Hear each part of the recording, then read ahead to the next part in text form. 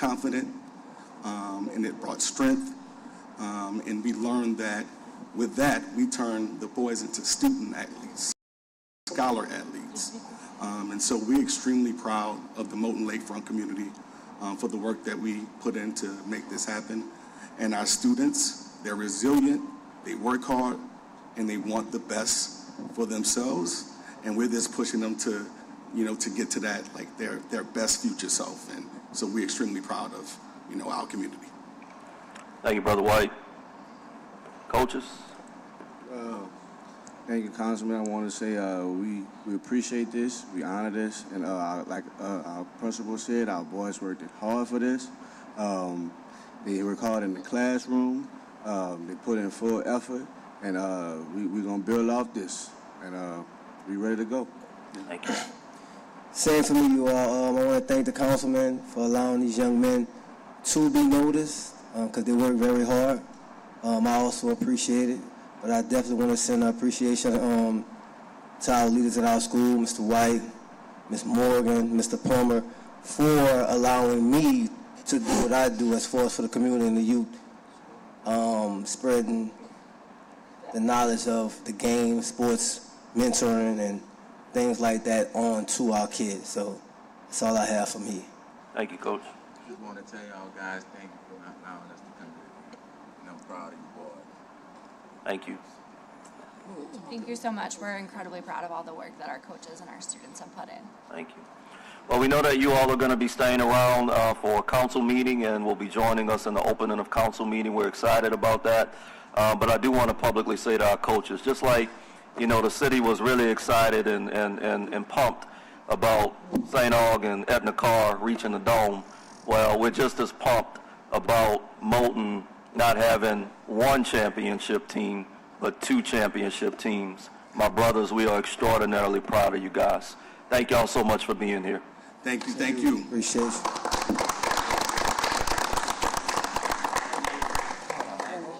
I also want to publicly just thank Willie Morgan and Ms. Lena Craig Stewart on my staff for helping to pull all of this together and their dedication. So thank you for that. I know, but y'all just do. Okay, everyone, so we're going to have the young men come behind everyone that's in the presenters table. The council members are going to go on the right and the left. Thank you. Congratulations to everyone.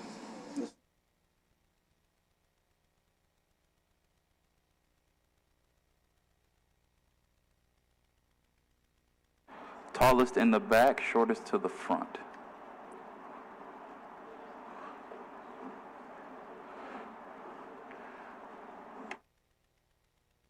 Councilmember Hughes, please stand up. I said, please stand up. Councilman Green standing up. Y'all gotta be the same.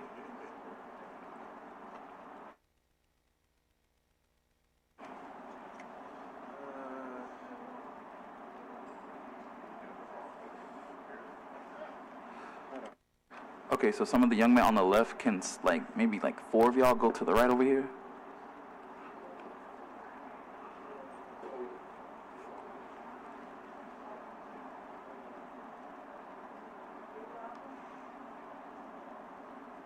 And then y'all squeeze in. One of y'all come in front, the other one in the middle. Okay.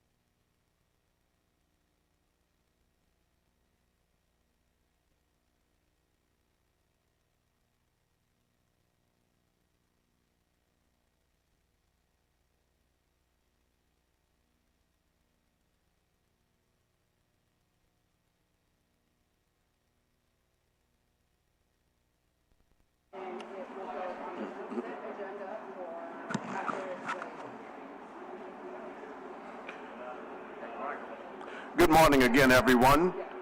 I'm so pleased on this morning to recognize a state champion, but not only a state champion, but a 29-time state champion, the Holy Cross Wrestling Team. On this morning of champions, where we have the Renew Moulton Lake Campus representatives here today celebrating their championships, we also champion a District D school, the Holy Cross Tigers, and I congratulate them. We have Athletic Director, Mr. Mark Favalino, and it says that, Falavino, wrestling coach, Grant Hughes, wrestler, Anthony Oubre, and we celebrate their 29th state championship, which they achieved on February the 6th. Now, just to show you how they stay with it, it was their first title since 2017, and I know that we're beginning another string, a tradition. We have Anthony Oubre, who won in the 132-pound category, Matthew Crail, and tell me if I'm wrong, I'm looking at somebody else's handwriting, 144 pounds, Robert Morse, 150, and Kylie Reeves, 175. State runner-up included Michael Klein at the 138-pound category. That program at Holy Cross was started by Brother Melchior Pallawi, and that's not right, Melchior Pallawi, and they've celebrated again 29 state wrestling titles. Congratulations, coaches, and congratulations, players. Congratulations to Holy Cross in general. I'll see you on Saturday at the Family Day. I know that people will be recognizing you there too, but I'm so pleased that you are representing District D, the Gentilly community, so well, and that your students and your administrators do so much for our city. So, Athletic Director. Thank you, Councilmember Green. On behalf of our President, Justin Fleetwood, and our Principal, Brad Humphreys, we want to thank you for recognizing these young men here today. You know, it takes a lot to win a state championship, more than just talent. It takes hard work, dedication, sacrifice, and these guys put that on display every single day, and I couldn't be more impressed with them and with our coaching staff. And it's an honor for me today to introduce our first-year head coach, Mr. Grant Hughes. Oh, well, first and foremost, just to God be the glory, and this is such a privilege for us to come here and have the chance to speak on our efforts this season and using wrestling as a vehicle to instill strength in young men. It has been a complete team effort, school effort, administrative effort, just to champion these men and build our standard of success. And again, just what a privilege it is to be here. We were fortunate to find success at the right time at the state championship, but we're more pleased about how we competed, the fact that they did it from one another, and we're just eager to, again, share this morning with you and speak on a few of those things. Congratulations. Young man, would you like to say anything? You're welcome. I'm not putting you on the spot, but if you want to say anything. I'm happy to see all the work that we put in pay off. We have all of our guys, every single guy from the lineup, from top to the bottom, put in so much work. And just as a team, collectively, like, we earned it. And I'm glad to see that we got the outcome that we were searching for. Congratulations. Yeah, what they said, all glory to God. Team worked hard. It was a collective effort. It was not only an individual effort, but just team did what we needed to do, and we really weren't surprised. You have the right spirit. Congratulations to all of y'all. So now, first year, what you going to do next year now? Win it again. Congratulations to you. Thank you again. And we have great enthusiasm for our guys returning. We recognize that we have a core group of upperclassmen, seniors, who not only just contributed to our points at the state tournament, but to our culture. And frankly, we have opportunities for more people to step in. Guys we know are investing in the program, doing it the right way. The standard has now been set. Moreover, with our fight, with our grit, with our will to win, we expect to be competitive, but as long as those ingredients are there with doing it for each other, putting it God first, that will be a positive mark for us on our season. Absolutely. To the three young men who came in, the players, just tell us your name really fast and what weight category are you in? I'm Riley Reeves. I wrestled at 175. I'm Matthew Crail. I wrestle 144.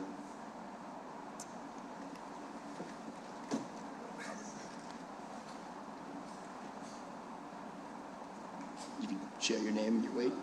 Your name and your weight category. I'm Robert Morse, and I wrestled at 150 pounds. Congratulations to you all. Councilmember Jason Hughes has joined me. He represents District E, which is on the border of District D, so he's pleased to celebrate with us all. Thank you, Councilmember. Good morning. Just want to say congratulations, and I just love to hear how you all give glory and honor to the Lord. Keep the Lord first in everything you do, and more championships for you all and greater successes on the horizon. Congratulations. We have proclamations for each of you all and for the team, which says, thank you for your contributions and success in enhancing the quality of life for the residents of our great city. And in this case, congratulations on finishing as state champion at the Louisiana High School Athletic Association Division I level state wrestling championship, and it mentions your individual weight category. So close us out, Mr. AD Director. Congratulations to you. Thank you very much. Couldn't be more proud of these young men and the efforts that they put forth every day. Want to thank you all once again for recognizing their efforts. We couldn't be more appreciative. Thank you very much. You're welcome, and keep up the good work. Come on, let's take a photo up front. We're going to take this one. Wait, what do you want to do? Where they are now? You can stay where you are now. Just stand up there.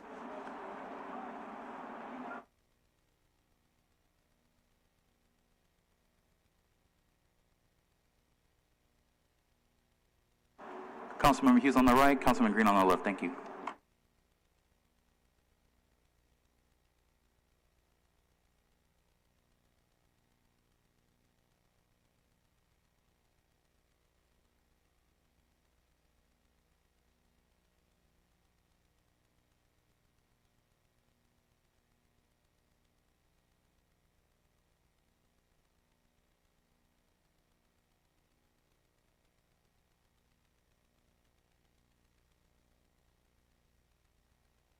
Everyone take a half step this way.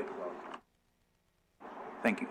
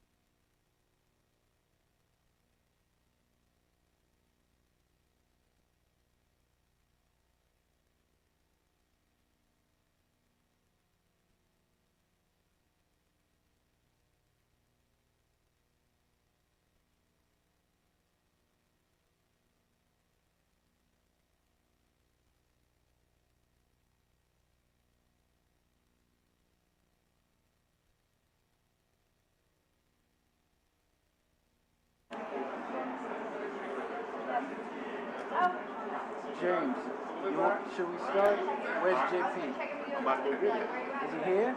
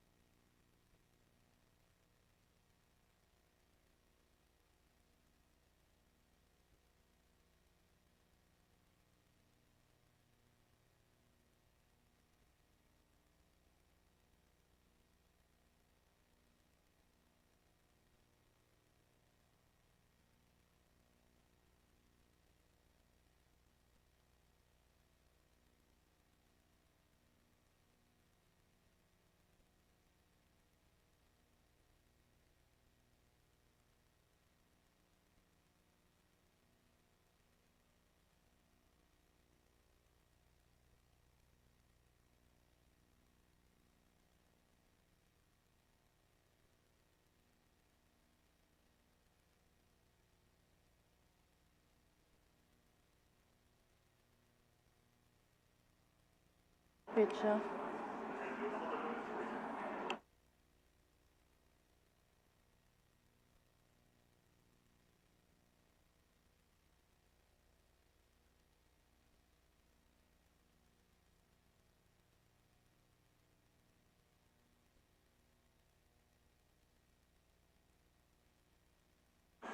We are going to get started. Roll call. Council President Morrell. Here.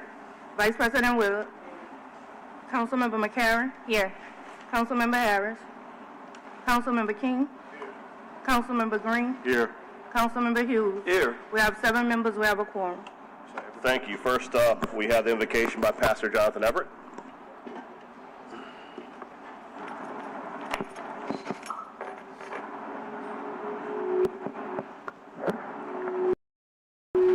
Let us pray.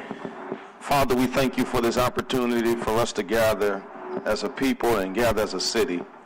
Now, Father, grant us wisdom, unity, and clarity in all of our discussions and planning. Allow us, Father, some way, somehow, find the intersections to make our city better, to make our communities better, to make, Father, each person better. Allow us to regain our pride, that we can stand and say we are excited to be New Orleanians. Bless this council, Father, this infrastructure as they continue to lead us forward. Bless them, Father, as they continue to bind together with their hearts, but most importantly with compassion. It's in Jesus' name we pray. Amen. Amen. Next, we'll have the Pledge of Allegiance by Councilmember Harris as a special guest.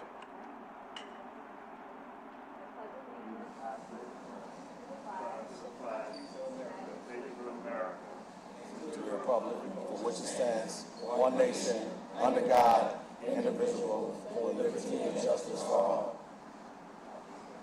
All right, play ball. Wait.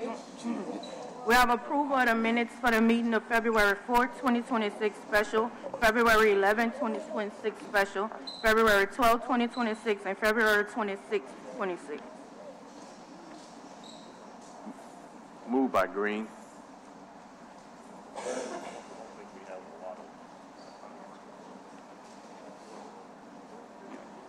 We have consent agenda. We have a communication from Aaron Spears. This may be received. We have a communication from Cynthia Davis, 25-28647, Demo 1411 Elysian Fields Avenue, Council District C. This may be received here in date 3/26/26. We have a communication from Amy Beecher Pena. This may be received. We have a communication from Carrie Cotney. This may be received and referred to the Budget Committee. We have a communication from Darren P. Lombard. This may be received. We have a report of Lisa Alexis. This may be received. We have a report of Alicia Rumble. This may be received. Rambo. This may be received. We have a report of Brian D. Block. This may be received. 601 Bourbon Street. We have a reporter, Lene Crowley. This may be received. We have a reporter, Jennifer Avegno. This may be received. We have a reporter, Robert D. Rivers. This may be received. Hearing date 3/26/26. We have ordinance calendar 35,332 by Councilmember Morrell, referred to the Governmental Affairs Committee. Governmental Affairs Committee recommended approval.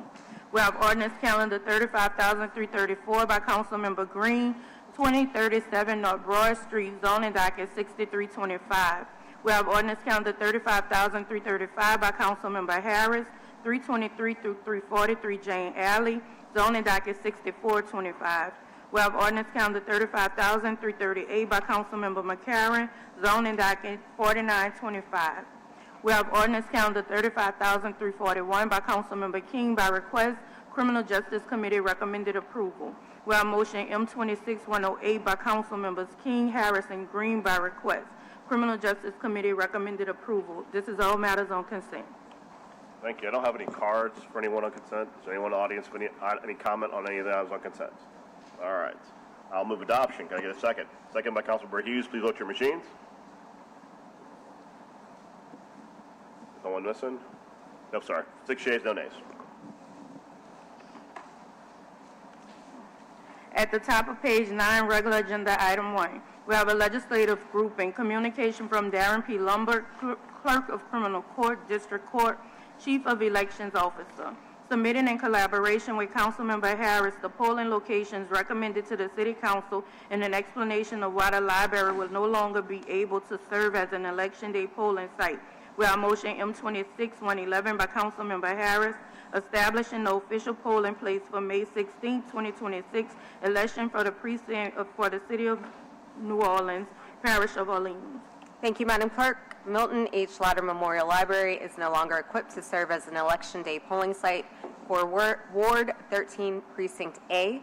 This motion establishes a new polling place location at Sophie B. Wright Charter School for the May 16, 2026 election. No public comment. I will move. Seconded by Councilmember McCarron. 6 yeas. Thank you. At the top of page 10, we have item 3, legislative grouping with resolution R26-9 and resolution R26-10 has been deferred to the meeting of March 26th. On page 11, item 6, legislative grouping along with resolution line over 2611 and resolution line over 2612 has been deferred to March 26th.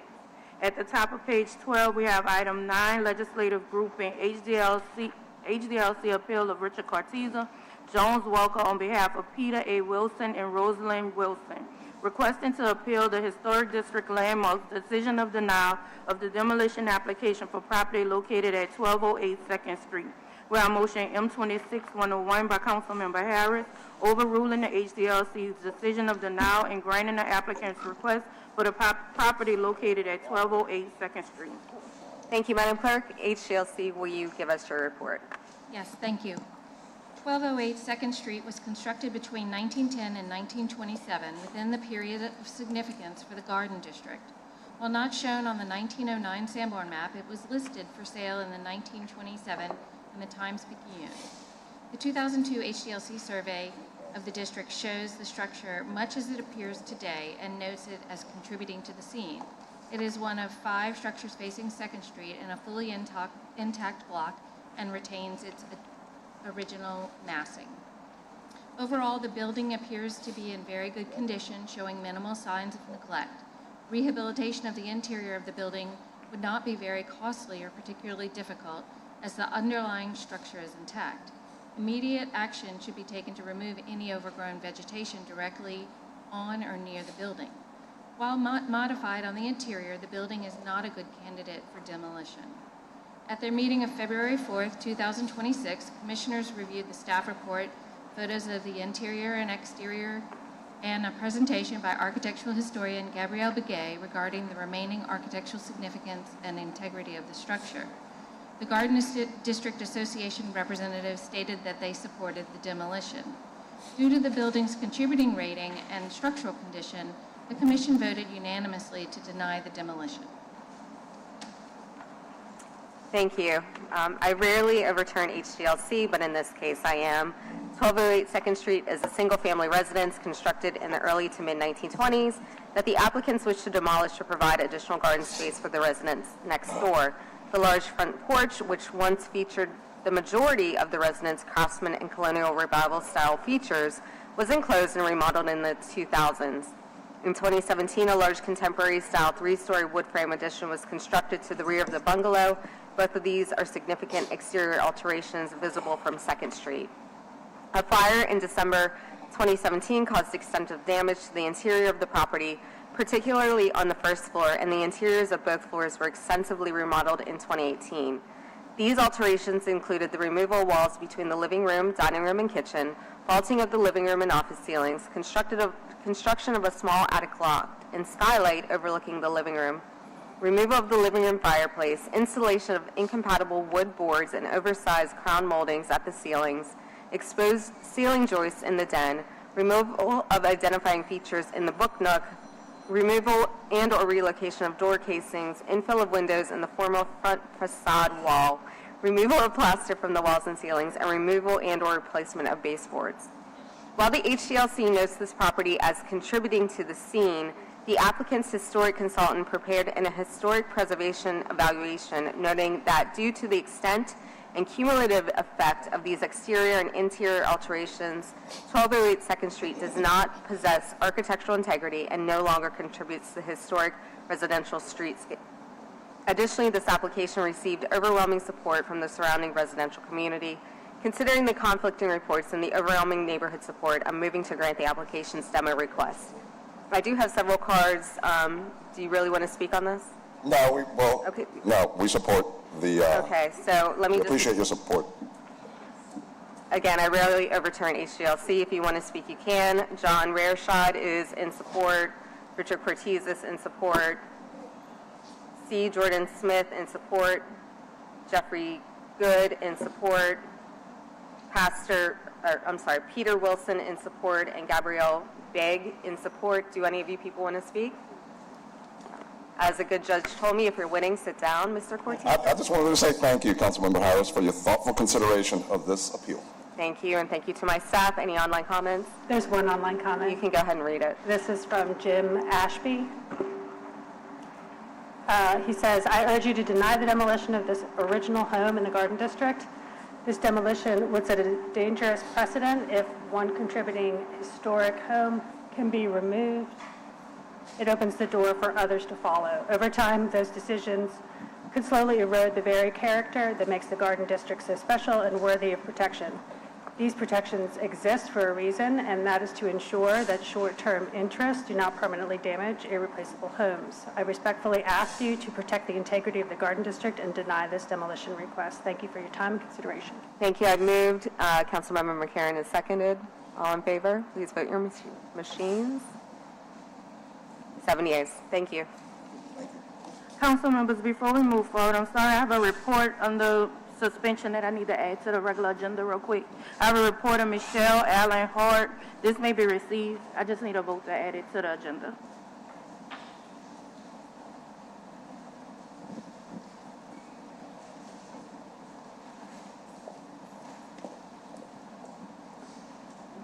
One more. One more vote. Thank you. We have a VCC appeal of Christina Turner. This is deferred to the meeting of 3/26. At the top of page 13, we have item 12, legislative group and zoning docket 326, 3201 Orleans Avenue, LLC, requesting an amendment of ordinance number 27,971, MCS zoning docket 12618, to permit an expansion of a neighborhood commercial establishment in the HURD2 Historic Urban Two-Family Residential District. The expansion requires waivers of standard limiting the neighborhood commercial establishment up to 3,000 square feet into the first floor of the structure on square 445 lots D and E in the second municipal district bounded by Orleans Avenue, Norrinden Street, Hagan Street, and St. Anne Street. Municipal address 3201 Orleans Avenue. The recommendation of CPC being for approval subject to 2 waivers and 9 provisos. We have motion M26-100 by Councilmember McCarron, granting the applicant's request for zoning docket 326, subject to 2 waivers and 9 provisos. Thank you, Madam Clerk. CPC? Good morning, council members. This is a request for conditional use to permit the expansion of an existing bakery structure that's located in an HURD2 district. The applicant has constructed a Camelback addition onto the existing structure, which adds a second floor office space of approximately 900 square feet, which increased the total floor area beyond the 3,000 square foot limit, which is normally allowed for neighborhood commercial establishment. So because of that expansion, the permitted floor area, because of the expansion and the added floor, which is not allowed by the use standards for neighborhood commercial establishment, the applicant is requesting a waiver of those 2 standards as part of this conditional use. During the Planning Commission hearing, the discussion centered around the fact that as an alternative, the applicant could have asked for zoning change to operate the proposed use without needing any waivers. However, this would have technically opened the door to a larger variety of commercial uses than what the proposed conditional uses will allow. And for that reason, the Commission felt that it was justified to grant those 2 waivers and grant the conditional use. Thank you. Members, this is an after-the-fact request to amend the existing conditional use. Some of the work was permitted, but overall expansion was not pre-approved. This process is essentially remediating the expansion. The HDLC did sign off on the Camelback, and several nearby neighbors have written in support of this project. Nolita Bakery and Crescent City Living remain on the ground floor, while Friends of Bayou occupy the Camelback. I do want to note that I have requested safety and permits consider a fine for going beyond the scope of the original permit as part of the remediation effort. Are there any online comments? Okay, perfect. So with that, I move to approve motion number M26-100, seconded by Councilmember Hughes. All in favor? Thank you. At the top of page 14, we have item 14, legislative group and zoning docket 726, City Council motion M25-567, requesting a text amendment to the comprehensive zoning ordinance to define dwelling shipping containers as a dwelling constructed wholly or partially from one or more repurposed shipping containers. Prescribed use standards for shipping container dwellings, including but not limited to the following. In an SRS suburban single-family residential district, shipping container dwellings shall be subject to the following requirements. The exterior wall of such structure shall be clad in permitted building materials, including but not limited to wood, siding, stucco, brick, fiber, cement panels, corrugated metal panels, and cladding shall fully obstruct the seams, corrugations, markings, and original metal surface of the shipping container from view. Roof structures that originate from the container unit shall be obscured or concealed by any additional roof structure, such as pitched or corporate roof, so as not to be visibly identified as a container. Adding shipping container dwellings as a permitted or conditional use to zoning district use tables as appropriate. The proposed text amendment would affect regulations that are applied in an SRS suburban single-family residential district. The recommendation of the CPC being for denial. We have motion line over M2681 by Councilmember King, approving the applicant's request for zoning docket 726. Thank you, Madam Clerk. CPC, the floor is yours. Yes, this motion essentially is intended to regulate the use of repurposed shipping containers as residential dwellings to ensure compatibility with the character and integrity of residential neighborhoods. The proposed standards are meant to obscure their industrial appearance and integrate them into residential streetscapes, more specifically in single-family residential districts, which are characterized by a more uniform lotting pattern than other zoning districts. The suggested language for the use standards focuses on an aesthetic outcome. The recommendation from the City Planning Commission is that the zoning ordinance should not make a use distinction for specific building materials, since the use as a single-family residence is the same, and that building material concerns would be better addressed by the building code rather than the zoning ordinance. There was no speaker in opposition or support of the proposal at the Planning Commission public hearing, and the Commission voted to deny the proposed text amendment. Thank you. Our office has received a number of complaints from residents regarding the development of certain shipping container homes whose bare bones exterior clash with the character of the communities in which they are built. Our motion will not prevent further development of shipping container homes. Rather, this amendment will require additional exterior wall cladding and roof structure to any new shipping container homes in the SRS Suburban Single Family Residential District so as to conceal the original shell of the shipping container. This is to ensure that some effort is made by developers to bring these homes into harmony with the architectural character of the surrounding neighborhood. This will move adoption. I'm sorry, we have a comment by Councilmember Green. Councilman King, I just wanted to say that I appreciate the time and attention that you've given to this, what is almost a compromise, because honestly, based on my experience in Pontchartrain Park and in the Ninth Ward, I'm kind of opposed to using them because it's an experiment, and if people have put hundreds of thousands of dollars into their houses and they have lived in neighborhoods forever, I don't think that shipping containers, the way they look, even as we dress them up, should be part of that equation. However, the main thing is that I appreciate your legislation, your concern for the residents of single-family suburban residential districts, and I support that, and thank you.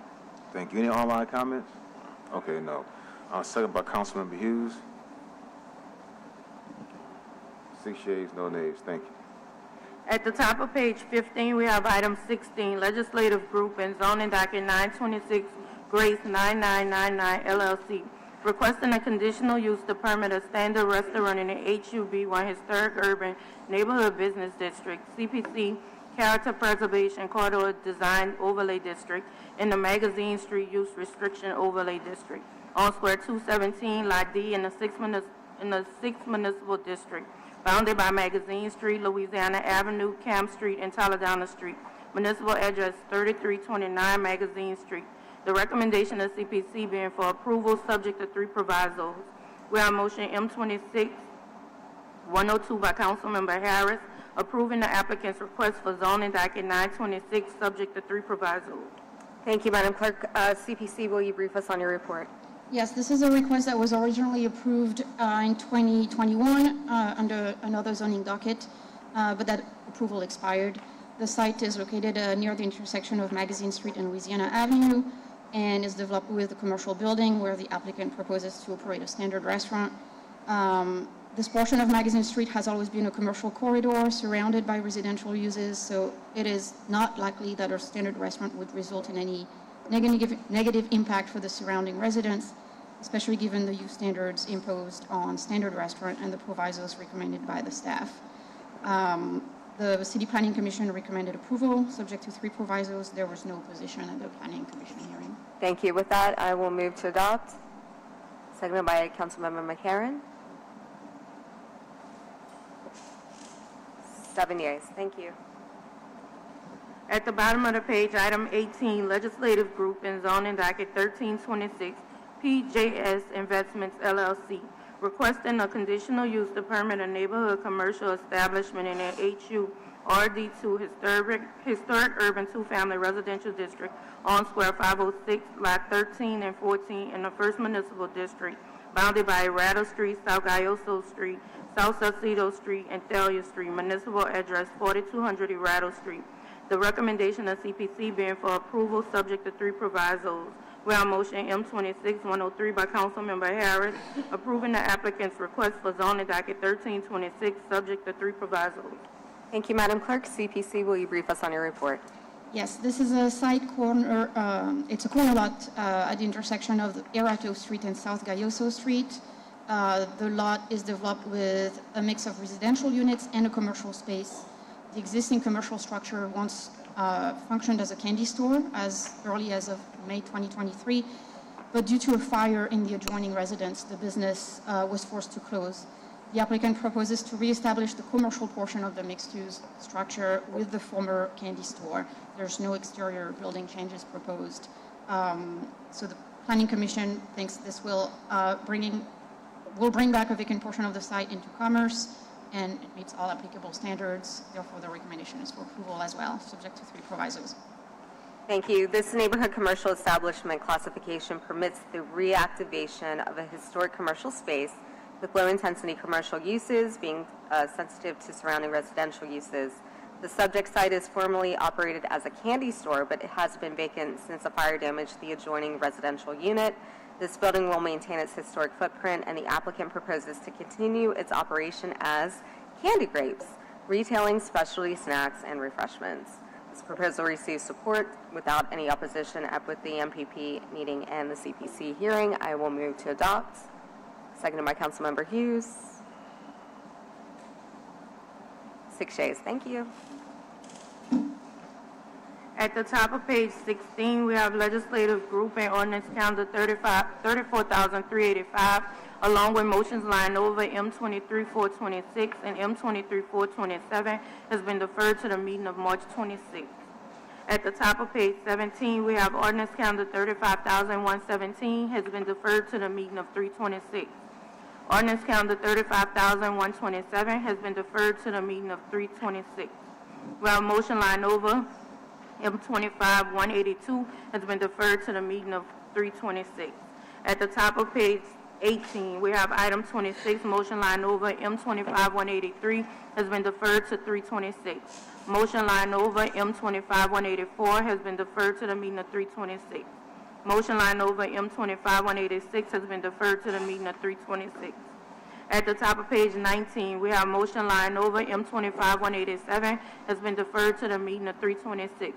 Motion line over M25-189 has been deferred to the meeting of 326. Motion line over M25-235 has been deferred to the meeting of 326.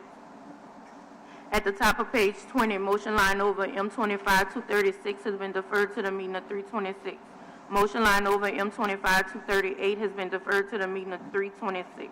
Motion line over M25-239 has been deferred to the meeting of 326. At the top of page 21, we have motion line over M25-288 is deferred to the meeting of 326. Motion line over M25-435 is deferred to the meeting of 326. Motion line over 2638 has been deferred to the meeting of 326. At the top of page 22, we have motion line over M2639 has been deferred to the meeting of 326. Motion line over M2640 has been deferred to the meeting of 326. Motion line over M2641 has been deferred to the meeting of 326. At the top of page 23, we have motion line over M2644 is deferred to the meeting of 326. Motion line over M2682 has been deferred to the meeting of 326.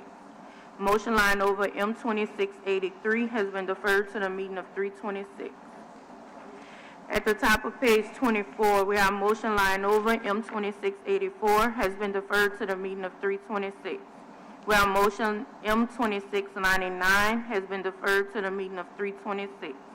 We have motion M26104 by Councilmember Harris is being withdrawn, and there's a substitute motion to this matter. We have substitute motion M26104 directing the City Planning Commission to conduct a public hearing to consider a text amendment to ordinance number MCS 4264, amended by ordinance number 26,413 MCS as amended, the comprehensive zoning ordinance of the City of New Orleans to amend Article 25.7.8 to add the existing billboard located at 100 Porter Street, New Orleans, Louisiana, 70130 to the list of receiving locations for electronic conversions and to make recommendations for any other amendments deemed necessary. We need a vote to receive. I move. Councilmember King has seconded.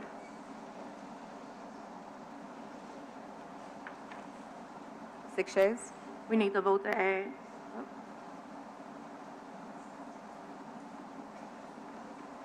I'll move. Councilmember Hughes has seconded.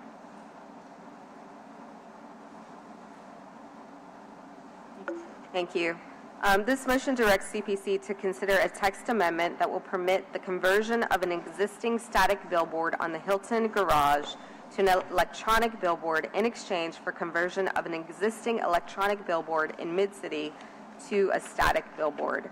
This exchange is in response to residents' requests to remove the Mid-City electronic billboard and Outfront's Good Neighbor Cooperation.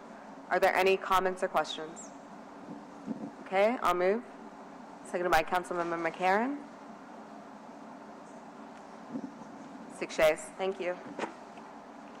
At the top of page 25, item 47, we have motion M26-105 by Councilmember King, directing the City Planning Commission to conduct a public hearing to consider amendments to the comprehensive zoning ordinance number 4264 MCS as amended by ordinance number 26,413 MCS and subsequent amendments to add a new section 21.6.JJ to Article 21 and a new definition to the Article 26 to permit park concession facilities as accessory use only in the VCP or the OSR district, subject to specific standards. Thank you, Madam Clerk. We have a comment call from Ms. Patricia Walton.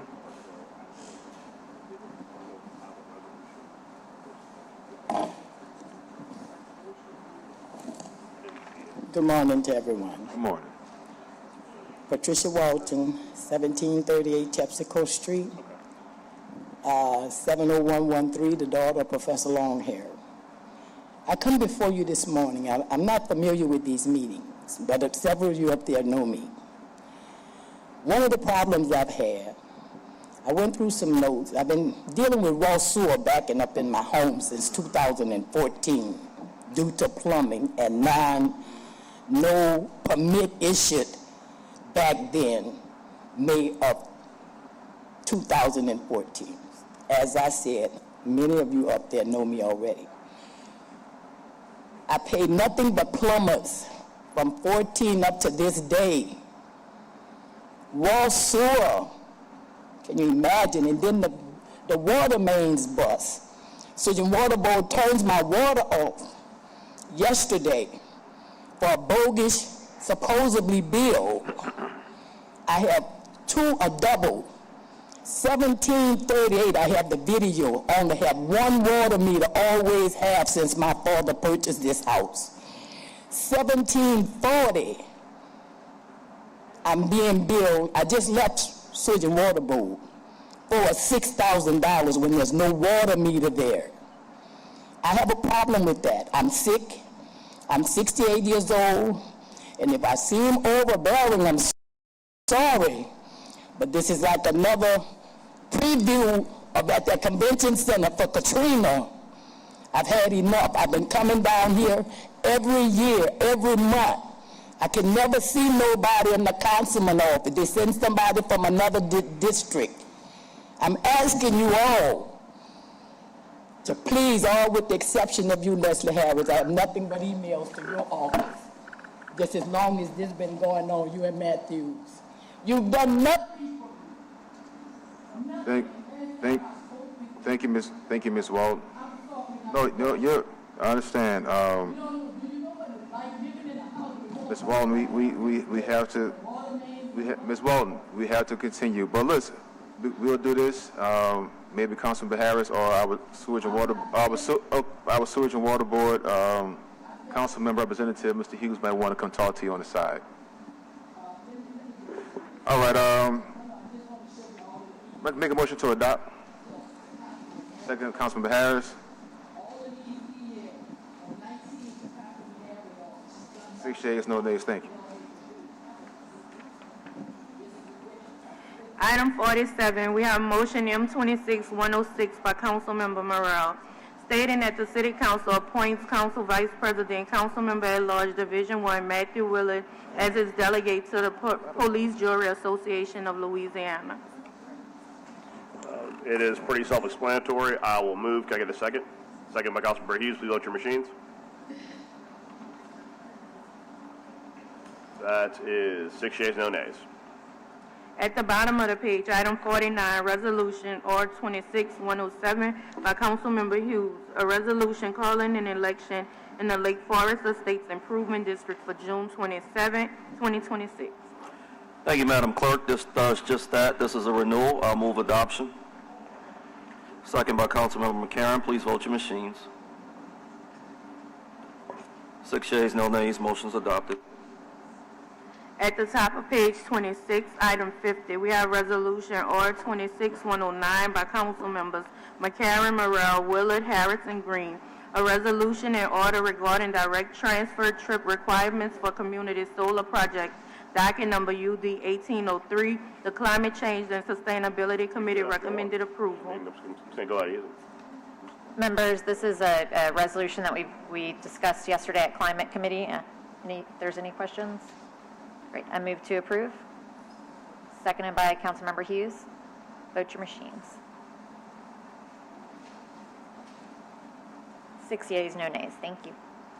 Item 51, we have resolution R-26-110 by Councilmember Hughes, a resolution calling an election in the Kenilworth Improvement District for November 3rd, 2026. Thank you, Madam Clerk. Once again, this does just that. This is once again a renewal. With that, I move adoption. Second by Councilmember McCarron. Please vote your machines.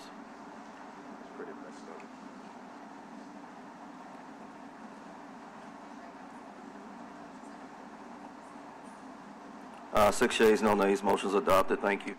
At the bottom of the page, item 52, we have motion M-26-112 by Councilmember McCarron by request, adding the President of Council as a signatory to the contract between the City of New Orleans and Corteva Agriscience, LLC, and authorizing the President of Council to sign a contract between the City of New Orleans and Corteva Agriscience, LLC, Exhibit A. We need to suspend Rule 57 on this matter.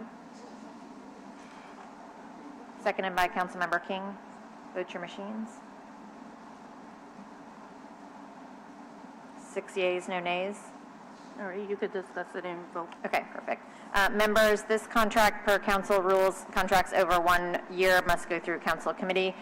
This contract has been circulated to council offices, but due to timing issues could not make it on immediate committee agenda. Therefore, we had to suspend Rule 57. This contract is for 5 years with an Indiana company called Corteva. This does not require any city money. It is revenue generating, roughly $40,000 per year. This contract allows us to share data that is already being collected by the Mosquito, Termite, and Rodent Control Board. I have someone here if anybody has any questions. If not, then I'll move to approve. Seconded by Councilmember King. All those in favor, vote your machines. 6 yeas, no nays. Thank you. We have motion under suspension R-26-113 by council members Morrell, McCarron, Harris, King, Green, and Hughes. A resolution encouraging the state legislature to re-examine the annual funding percentage allocated to the Orleans Parish Assessor's Office for the collection of ad valorem taxes levied on properties and consider a more equitable distribution for all entities. We need the vote to receive. I'll move. Can I get a second? Second by Councilmember King. Please vote your machines. 5 yeas. This is the one. 6 yeas, no nays. We need a vote to add.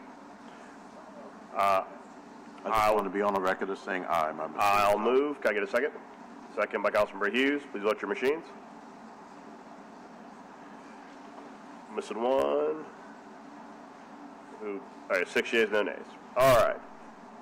Now we can discuss, right, Madam Clerk? All right, so essentially, as we face our ongoing fiscal crisis and we look at where we can find change under the in the couch cushions, we, working with a variety of parties, we uncovered that the assessor currently gets a 2% fee, according to the legislature, of all collections that are done on his behalf.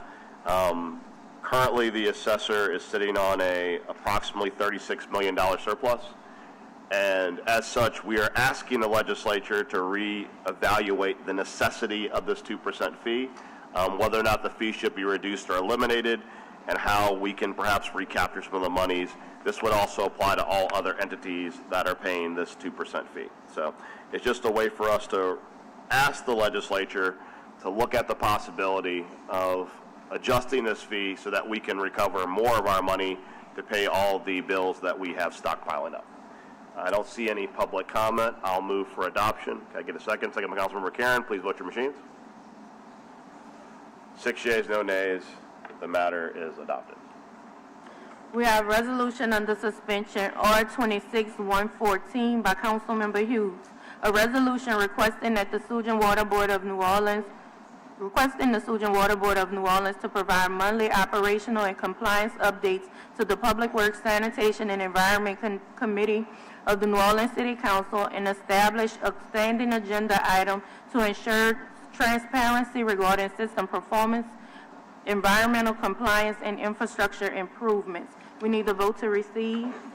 Moved by me, second by Councilmember McCarron. Please vote your machines. 6 yeas, no nays. We need a vote to add. Moved by me, second by Councilmember McCarron. All in favor? Second by Councilmember King. Please vote your machines. 6 yeas, no nays. We can discuss. I think you just... Thank you, Madam Clerk. Members, as you all know, Sewage and Water Board, there's been so many issues that have bubbled up, been in the news a lot lately. We have a lot of challenges that we need to address. The Public Works Committee, which I have the honor of chairing, has been meeting regularly. Unfortunately, the City Council does not have direct authority over the Sewage and Water Board. We cannot mandate that they show up, but we do want to go on record, this council strongly requesting that Sewage and Water Board appear at every single Public Works Committee meeting moving forward. We do have legislation moving in Baton Rouge to hopefully give the council more direct authority, but until we have that, that is the purpose of this resolution. With that, I would move adoption. You comment? Second by Councilmember McCarron, and we do have several comments. Council President Morrell is recognized. Thank you, Councilmember Hughes. Just to be clear, and I want to make sure the public knows this, the reason why Councilmember Hughes has to do this resolution is because though many people believe that the New Orleans City Council has direct oversight and control of the Louisiana Sewage and Water Board, it's the New Orleans Sewage and Water Board, but it's created in Louisiana law, we do not have direct control or authority over it. As such, even though every council member up here gets all of the calls whenever you see a line break or anything happen, we do not actually have the authority to make them do anything. The only authority that we have been granted thus far has been billing, which, as many of you will understand over the last term, the only thing that's been fixed at Sewage and Water Board in the last couple of years has been billing. There is legislation that's authored by Representative Stephanie Hilferty that we as a council are supporting and working to resolve that will give us more authority over the direct operation of Sewage and Water Board. We as a council feel the urgency and the need to solve the problems that face Sewage and Water Board, but what we have come to understand is that the board does not feel that sense of urgency to solve problems. I know that in my time in the legislature, I authored 2 bills to do substantial board reorganization. I know that Representative Hilferty has authored numerous bills to try and nip around the edges of trying to make the Sewage and Water Board better, but we have got to a point where if we as a council have to politely ask them to show up to provide accountability and transparency of the public, something is fundamentally broken.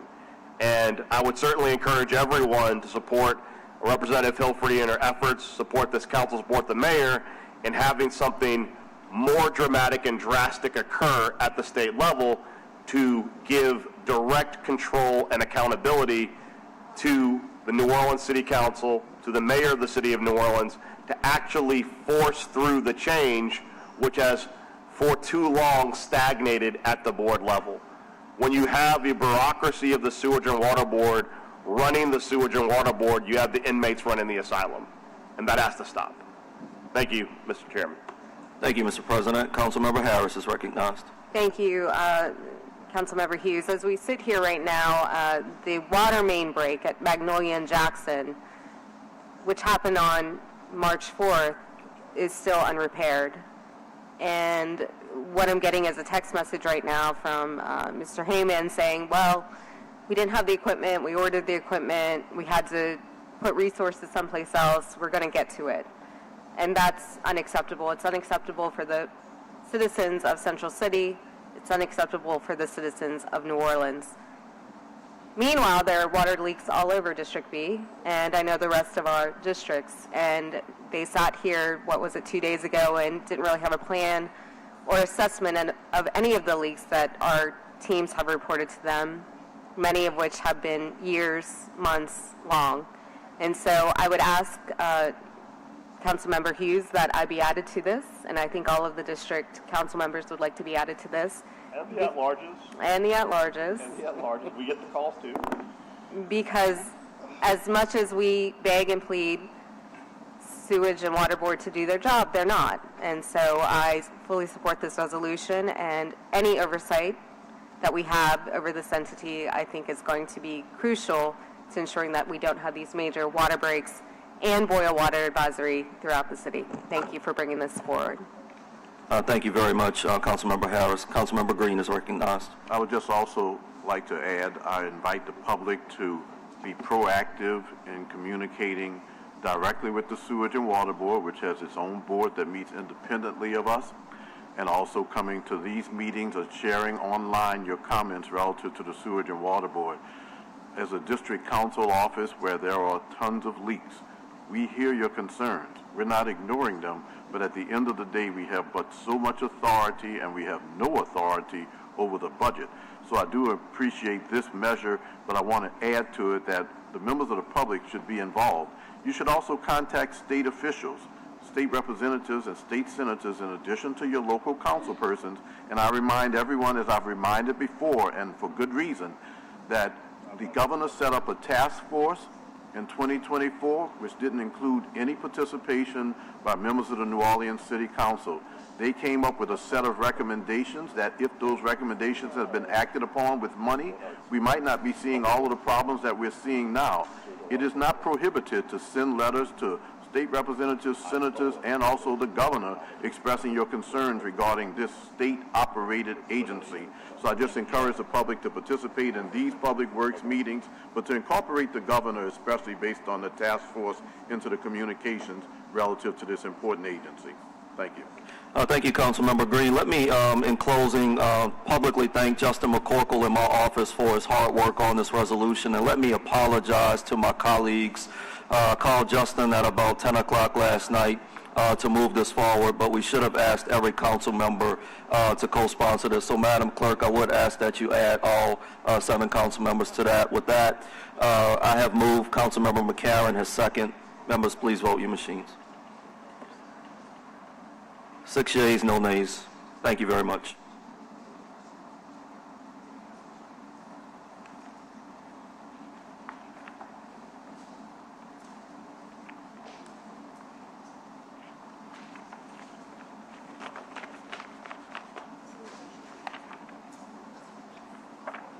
Are we at ordinances on first reading already? Well, I move that we move to ordinance also, unless I'm missing something. We're still working on some first reads. So what we're going to do is we're going to stand at ease for the time being. We don't have executive session until 11:30.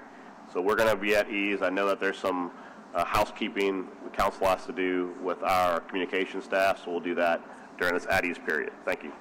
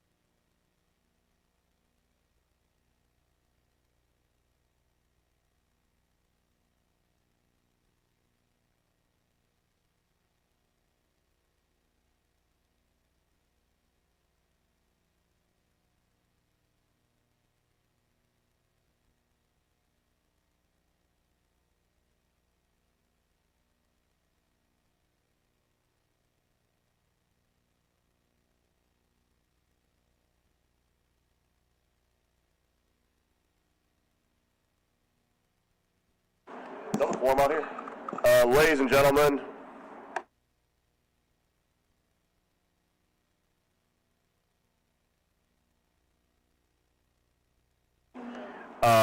council members, I need to have a vote right quick. We're coming back from being at ease.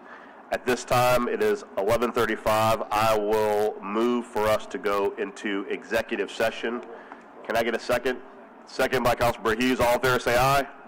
5 yeas, no nays. We're in executive session.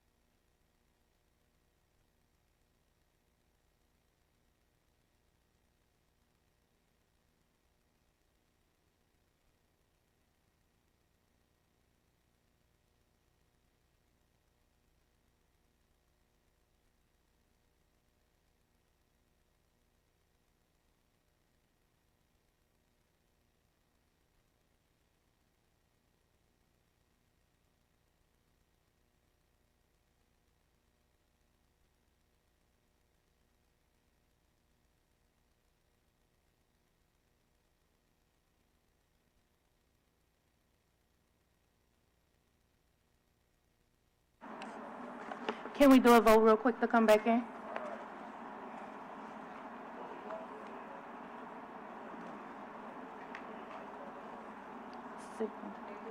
Six one. King. Move seconded, 6-1. All right.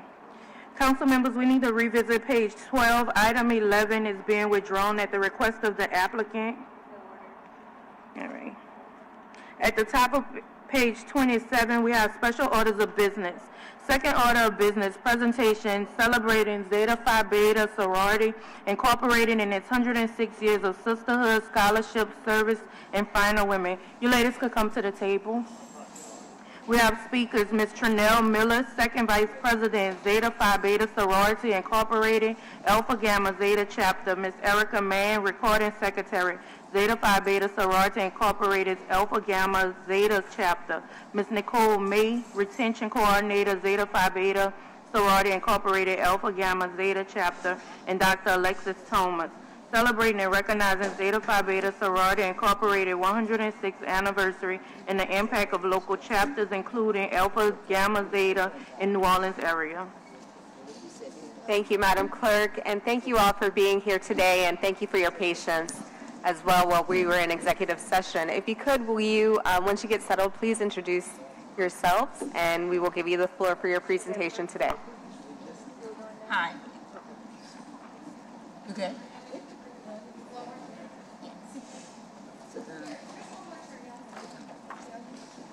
Thank you. Sit down. Hi, my name is Erica Mann.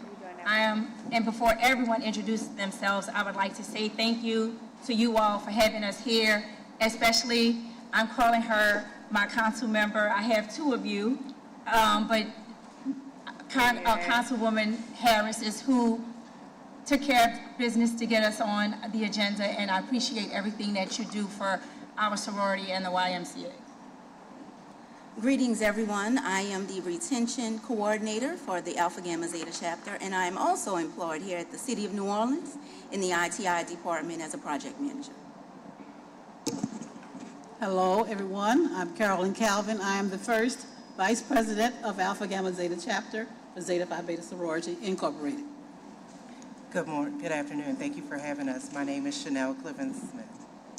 Good afternoon. My name is Jacqueline A. Thomas, and I'm Final 2024, and I am a member of Alpha Gamma Zeta Chapter Incorporated. Greetings, everyone. I am Michelle Cross. I'm a proud member of Zeta Phi Beta Sorority Incorporated, Alpha Gamma Zeta Chapter. This year, I am celebrating 35 years of finer womanhood with the sorority. Greetings, my name is Christy Shallowhorn. I'm a member of Alpha Gamma Zeta Sorority Incorporated, and I'm the Social Action Chair for my chapter. The floor is yours, ladies. Do you have a presentation? We do, yes. Okay. I think Anita's pulling it up. You're not pulling it up. Our computer is down. Oh, our computer is down, unfortunately. Can you run through it without the visuals? Absolutely. Thank you, Erica. So Zeta Phi Beta Sorority Incorporated is an international organization that was founded on the principles of scholarship, service, sisterhood, and finer womanhood.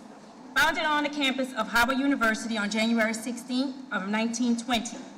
We had 5 extraordinary women who had the foresight to want to add to the experience of not just women in college, but the community at large. They're known as our Pearls.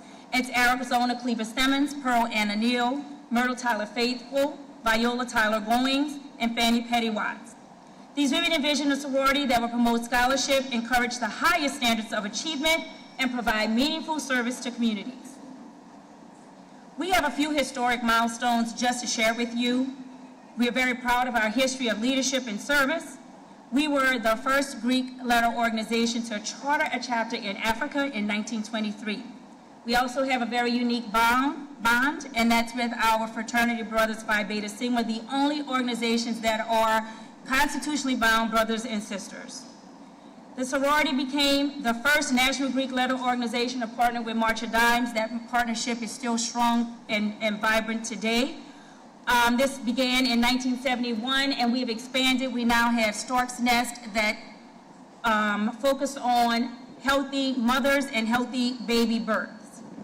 For more than 40 years, we have partnered with St. Jude's Children's Research Hospital to raise awareness to support the fight against pediatric cancer, and our large initiative nationally is Z-Hope. Zeta's helping other people excel.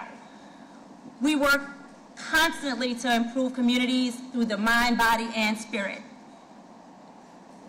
On that, I'm going to take a short step off, of course, because many of you have partnered with us, our sorority, and come out to our health fairs, voter registrations, feeding the homeless, feeding families for the holidays. So I do want to say thank you to our council members that are always there. Council member Eugene Green, Morrell, King, and of course Harris. And our new members, I look forward to seeing you all at our next events. And so as of today, we have about 950 chapters worldwide. We continue to impact the community and the world at large. So we're going to turn the mic over to Nicole to give you just a little glimpse into our chapter. The Alpha Gamma Zeta chapter has proudly served the greater New Orleans area for 88 years. Through our commitment to our annual scholarship program, community service, and youth development. With a growing chapter membership of over 100, the chapter continues to make meaningful impact by empowering families and strengthening neighborhoods throughout the area. Guided by our core principles, we remain steadfast to our commitment to scholarship, service, sisterhood, and finer womanhood as we work to uplift and support the community we serve. During the month of March, we honor this through our observation of finer womanhood. Finer womanhood reflects grace, strength, dignity, and leadership to the women of our illustrious sorority. During this observation, we honor notable women whose lives and service embody these ideals, including trailblazers from our local sisterhood, Chief Justice Bernadette Johnson, the first Black Chief Justice of the Louisiana Supreme Court, Dorothy Mae Taylor, Cynthia Willard Lewis, both former members of the New Orleans City Council, and Erica Mann, the first woman to serve as CEO of the Dryas YMCA. Their leadership, courage, and dedication reminds us that finer womanhood is not just a concept we observe. It is a standard we live, uplift, and carry forward as we honor women who serve, lead, and inspire their communities. I'd like to just briefly talk about the Global Day of Service that we had on our Founders Day, that we celebrated 106 years of service. The chapter's Global Day of Service meant a meaningful impact by bringing together residents, organizations, and partners to address critical needs in the greater New Orleans community. Through collaborations, this initiative provided resources, education, and supported the healthier families and stronger neighborhoods. This effort reflects the sorority's commitment to turning awareness into action, mobilizing members and volunteers to uplift underserved populations and inspire civic engagement, while strengthening committee partners and reinforcing the chapter's legacy of service and leadership. As we close, we sincerely like to thank you, our community partners, supporters, and dedicated members for helping us make meaningful impact in the greater New Orleans area. Thank you, City Council members, for supporting our continued commitment to scholarship, service, sisterhood, and finer womanhood. Thank you. Thank you so much for being here today. Councilmember Hughes, would you like to kick it off with any comments? Thank you, Councilmember Harris. Ladies, good afternoon. Let me express my just sincere admiration for Zeta Phi Beta and for all that you do. Not only your ideals, your commitment to maternal health, and we know that this extraordinary sisterhood has produced so many phenomenal women like Zora Neale Hurston and Esther Roll, and the list goes on. I would be remiss if I didn't acknowledge my dear friend, your 21st Grand Basileus, Dr. Barbara West Carpenter, who myself and Councilmember Willard, Councilmember Morrell had the privilege of serving with in the Louisiana State Legislature. So today we honor you, proud to honor you for 106 glorious years of extraordinary sisterhood. God bless you.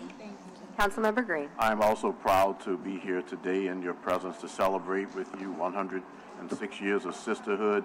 I appreciate the work that Zeta Phi Beta has done throughout our community. Sorority Incorporated has done through our community, and it's made a very positive difference. On a personal note, Erica, man, it's always good to see you, and I appreciate the work that you've done and also working with Councilmember Harris to bring everyone together today. So just appreciate all that you've done. It's made a very positive difference in our city.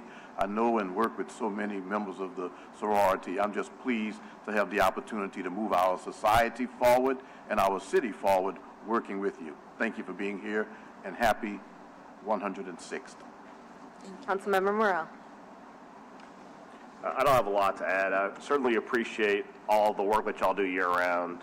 Erica, it's always good to see you. She is not shy about making sure that we're there to talk to the kids and the young women in the community to try and inspire even more activism than you guys already do. But we are so excited to share in the celebration with you. As it stands, this council stands more ready and willing to do whatever you need us to do to help support the mission that you have year-round to try and empower young black women in New Orleans. Thank you. Councilmember Willard. Good afternoon. It's an honor to have all of you here this morning. As you mentioned, my aunt, Cynthia Willard Lewis, former council member, is a proud Zeta. She represents, and, you know, she's mentored me over the years, and I think a lot of what she's taught me are principles that she learned from being a member of the Zetas. So I look forward to partnering and working with each and every one of you. And next time you come up, you can mention me and Councilmember Hughes as well, being involved in the Zeta activity. So please, please send that our way, because I'd be proud to help and give back, and just want to thank you so much for everything that each and every one of you do for the New Orleans community, and continue to shine bright, and congratulations on 106 years. Thank you. Councilmember King. Good afternoon, ladies. Zeta Phi Beta, Sorority Incorporated. Can I say Z Phi B? Although I'm not a member, that's fine. It's fine to say. Congratulations on 106 years, and thank you all for everything that you do. I'd be remiss if I didn't acknowledge one of my younger sisters who was initiated at Sunos campus a couple years ago as a member of Zeta Phi Beta Sorority Incorporated. So I know firsthand what you all stand for and how much you all mean to the community. So once again, thank you. Thank you. Councilmember McCarran. Yes, you can also add Councilmember McCarran to join you at your next events too, so that way you can mention all of us on here. But thank you for being here today. Congratulations on 106 years. Thank you for all your support in the community, especially around maternal health. As you mentioned, I'm a mother of 6-year-old twins. I know how important it is to our community to have that effort by you all. So thank you again. It's an honor to recognize you, and we look forward to coming back and seeing you again. Thank you. And I'll close with this. You know, as the only black woman on the city council, I guess in the past 4 years, and it will be 8 years by the time I finish my term as District B councilperson, I stand on the shoulders of your sorors, Dorothy Mae Taylor, Cynthia Willard Lewis, and I, just thank you for all of your volunteerism throughout our community, especially at our Dryads YMCA events in Central City. Erica, you are one of my heroes, sheroes, and I just thank you for everything that you do in the community. My cousin, Michelle Johnson, is a proud member of your sorority, and I just thank you so much for everything that you do and being here today.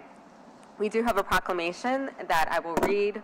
Let me put my reading glasses on, y'all. Whereas Zeta Phi Beta Sorority Incorporated was founded on January 16, 1920 on the campus of Howard University with the principles of scholarship, service, sisterhood, and finer womanhood, and has since grown into an international organization committed to uplifting communities through education, advocacy, and public service. And whereas for 106 years, the sorority has remained dedicated to empowering women, advancing educational opportunities, promoting civil engagement, and addressing social issues that impact communities across the nation and the world. And whereas the City of New Orleans is proud to be home to an active and impactful chapters of Zeta Phi Beta Sorority Incorporated, including the Alpha Gamma Zeta chapter of Zeta Phi Beta Sorority Incorporated, whose members worked tirelessly to strengthen the community through youth mentorship, scholarship initiatives, community outreach, and service programs. And whereas through partnerships with local organizations, schools, and community leaders, the members of Zeta Phi Beta Sorority Incorporated continue to create meaningful opportunities for leadership development, academic success, and civic responsibility throughout the New Orleans area. And whereas the dedication and service of the women of Zeta Phi Beta Sorority Incorporated exemplify the spirit and compassion, leadership, and commitment that enriches the cultural and civic fabric of the City of New Orleans, now therefore be it proclaimed that the New Orleans City Council does hereby celebrate and recognizes the 106th anniversary of Zeta Phi Beta Sorority Incorporated and honors the outstanding contribution of its local chapters, including the Alpha Gamma Zeta chapter, for their unwavering commitment to service, education, and community empowerment in the City of New Orleans, signed by all 7 members of this council, all seven of which are happy to participate in any and all events that you throw in the future. Thank you so much for being with us today. Again, thank you for your patience, and we'll come down and take some photos. Thank you. Thank you.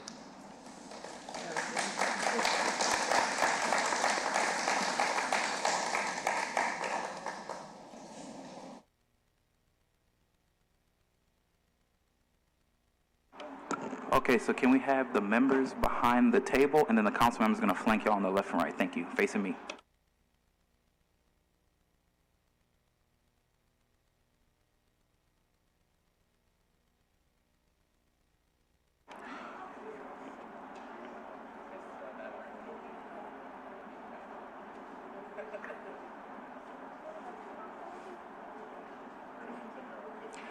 Council members, if y'all can make your way to the presenters tables, please. Thank you.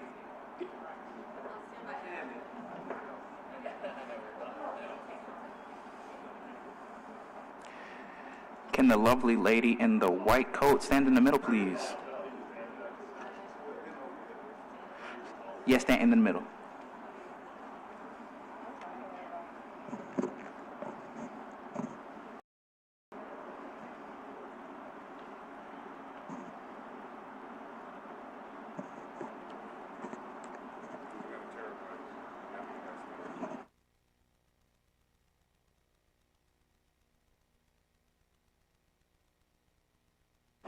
Okay, everybody ready? All right, everyone look at this camera right here.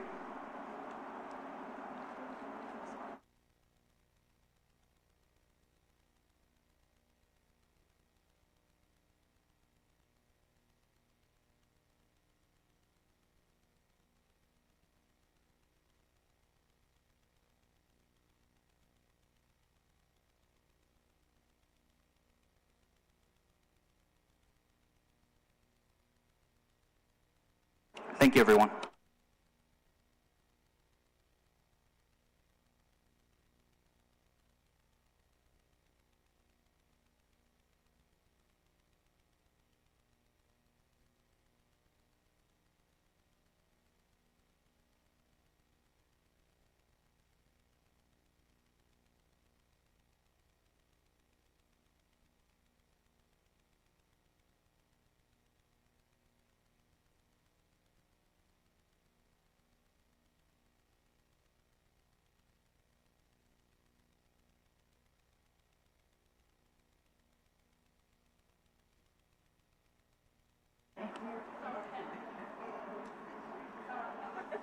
Okay.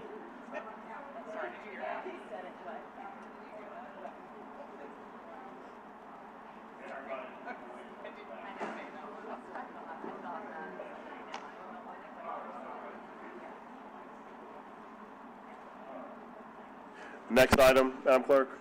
Okay, you want me? Oh.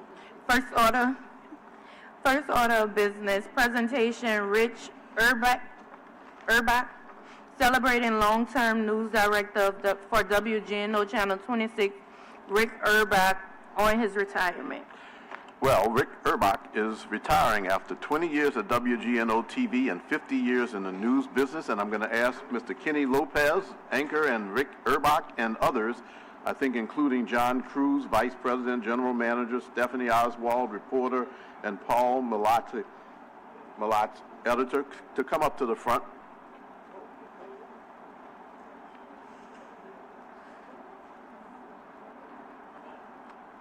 Many familiar faces.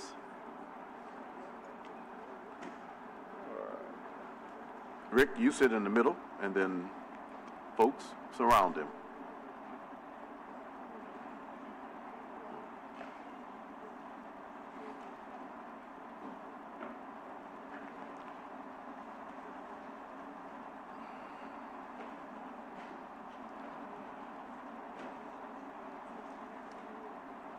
I'm going to ask Kenny Lopez, the anchor, to introduce those who have joined us at the table today as we celebrate the retirement after 20 years at GNO and 50 years in the news business of WGNO TV News Director Rick Urbach. Thank you. Okay, first of all, I'd like to thank the council, and thank you, Eugene, thank you, Pierce, for honoring our great boss here, Rick Urbach, for nearly 20 years. And I just got a few words to say, but let me introduce, this is Kurt Sprang, WGNO anchor, longtime anchor, Stephanie Oswald, reporter and host of NOLA Marketplace. This is Rick, as you guys know. That's Paul Millette, editor for our shows. Skippy Paul Johnson, he's a director for our shows. And our GM, another one of our fearless leaders, John Cruz. And Sean Constantine, he's an editor, photographer at WGNO. So I guess, do you want Rick to speak first, or all of us? Us? Okay. You say something good about Rick, and then we're going to let Rick. Okay. So in a weird way, Rick is kind of like Jim Henson, who created the Muppets. Rick was in charge of creating shows with characters, just like Henson. One thing Rick looked for in all the people he hired, all of his characters, was heart. And at WGNO, that's what we have, lots of heart. There's a running joke around the TV biz that Rick only hires beautiful people. I guess I'm the exception. Thanks, Rick. And one of the things I learned most from Rick is never make excuses. Own up for what you say and own up to what you do. Thanks, Rick, for all the lessons. Thank you. Rick?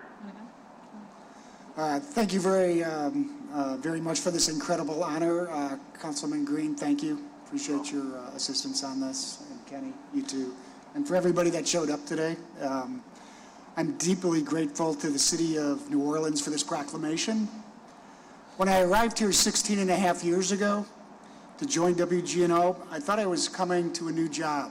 I thought I was going to last a year, year and a half, at most 2. But something happened along the way, and it happens to everyone that comes to this great town. New Orleans just doesn't welcome you. They put their arms around you, they give you this big hug, and they don't let you leave. And I thank you, because that's what I felt and had all these years here. Somewhere along the way, the city welcomed me so warmly, it became my home. It became a place that I look forward to when I left on vacations, that I could come back and be remembered and feel very, very comfortable.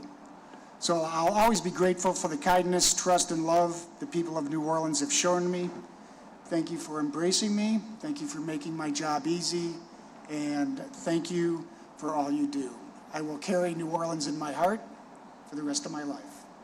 Thank you, Rick. I appreciate those words. And certainly appreciate your love for the city. Would anyone else like to add before I go to Councilmember McCarron? Sure. Well, first, congratulations, Rick. Personally, I'm thankful for the many opportunities that you gave me, from serious news reporting on the 10P to the fun travel and culture segments of News with a Twist. My favorite assignment was when you sent me to scale Benson Tower. I'll never forget that. News with a Twist leaves a colorful, memorable mark on the news history of New Orleans, and you should always be proud of that. But today I also want to thank you for leading our newsroom during uncertain times. Changes of ownership, the COVID crisis, multiple hurricanes and floods, and the most challenging navigation of all, the tragic loss of 3 of our beloved colleagues, Peggy, Ed, and Mark, all of whom would be here today, I'm sure, if they were able, but they're here in spirit. Your eye for compelling visuals was an asset to the news, and now you're going to be able to use it full-time for your passion, photography, and we wish you the very best retirement. Your leadership and your friendship leaves a lasting mark on the hearts of our newsroom and our newsroom in general, and we are grateful to New Orleans City Council for honoring you today. Thank you for those remarks. Thank you. I'm here to speak because Rick is not the kind of person to draw attention to himself. He's very reserved. I guess growing up in the Midwest had something to do with that. But as Stephanie said, Rick has been with us through numerous hurricanes, Saints Super Bowl victory, who dat, during the COVID shutdown, and we never stopped working, and of course during many elections. He is a consummate professional, never tolerating biases in our reporting. And I want to point out one moment that I think really defines who Rick is. And you may have heard during Hurricane Ida that part of the side of the Galleria where we worked was ripped off. Now that location of the wall was thankfully away from any WGNO employees. But not far from the control room, the winds were so powerful it knocked over a commercially sized air conditioner. I was in the studio at the time. I walked out of the control room and heard the noise when everybody left the control room. Rick went into the control room not knowing what made the loud noise and stood in there until he felt it was safe for all the other employees. So I want to say, I think the best way to describe Rick is that he's a protector. He's a protector of his employees, and from a news standpoint, he is a protector of the truth. Thank you for allowing me to speak today, City Council. You're welcome. Thank you for those remarks. A lot has already been said about Rick in my notes here, but as general manager, I inherited Rick. He had been on the job about 6 months, but as a director of sales at the time, I was in the interview process, so I had to okay him that he was sales friendly, which he was, so he passed my test. So when I inherited him, I certainly kept him on board. So 16 and a half years later, we're still together.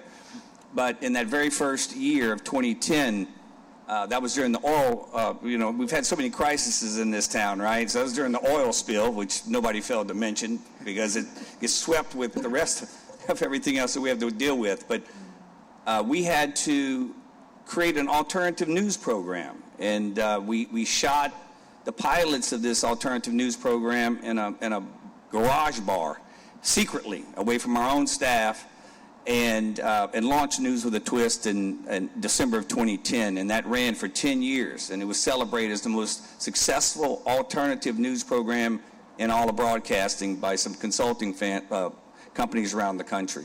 So a truly remarkable launch and success, and it ran through the pandemic when our parent company decided that best to go back to a more traditional approach. So you heard about the hurricanes, which Rick, by the way, has never gotten used to, being from Chicago. And there's something else he's never really gotten used to. So before the smash burger in this town, Rick and I would take Rick, our meetings, our news director GM meetings were held in various Orleans Parish classic neighborhood restaurants. And he could never get over the fact that we don't melt cheese on our hamburgers in this town. They just pile cold shredded cheese on top of a hot beef patty. And thank goodness the smash burger craze hit because he finally got his melted cheese hamburgers. So with that, thank you guys very much. It's an honor to be here and an honor to send him off in this manner. It's great to see you all here. I'm going to put a little pressure on Kurt Sprang since we have so many people who see him every day. Thank you.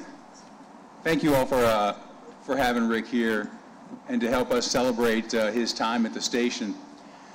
As someone who's been in this business for almost 37 years and worked in 5 states, I've had a lot of bosses. And I can tell you that Rick personalizes what he does. And when I say that, yes, that means that he makes sure that our stories cover the personal aspects of how they affect people in Southeast Louisiana. But he runs the largest department at our station.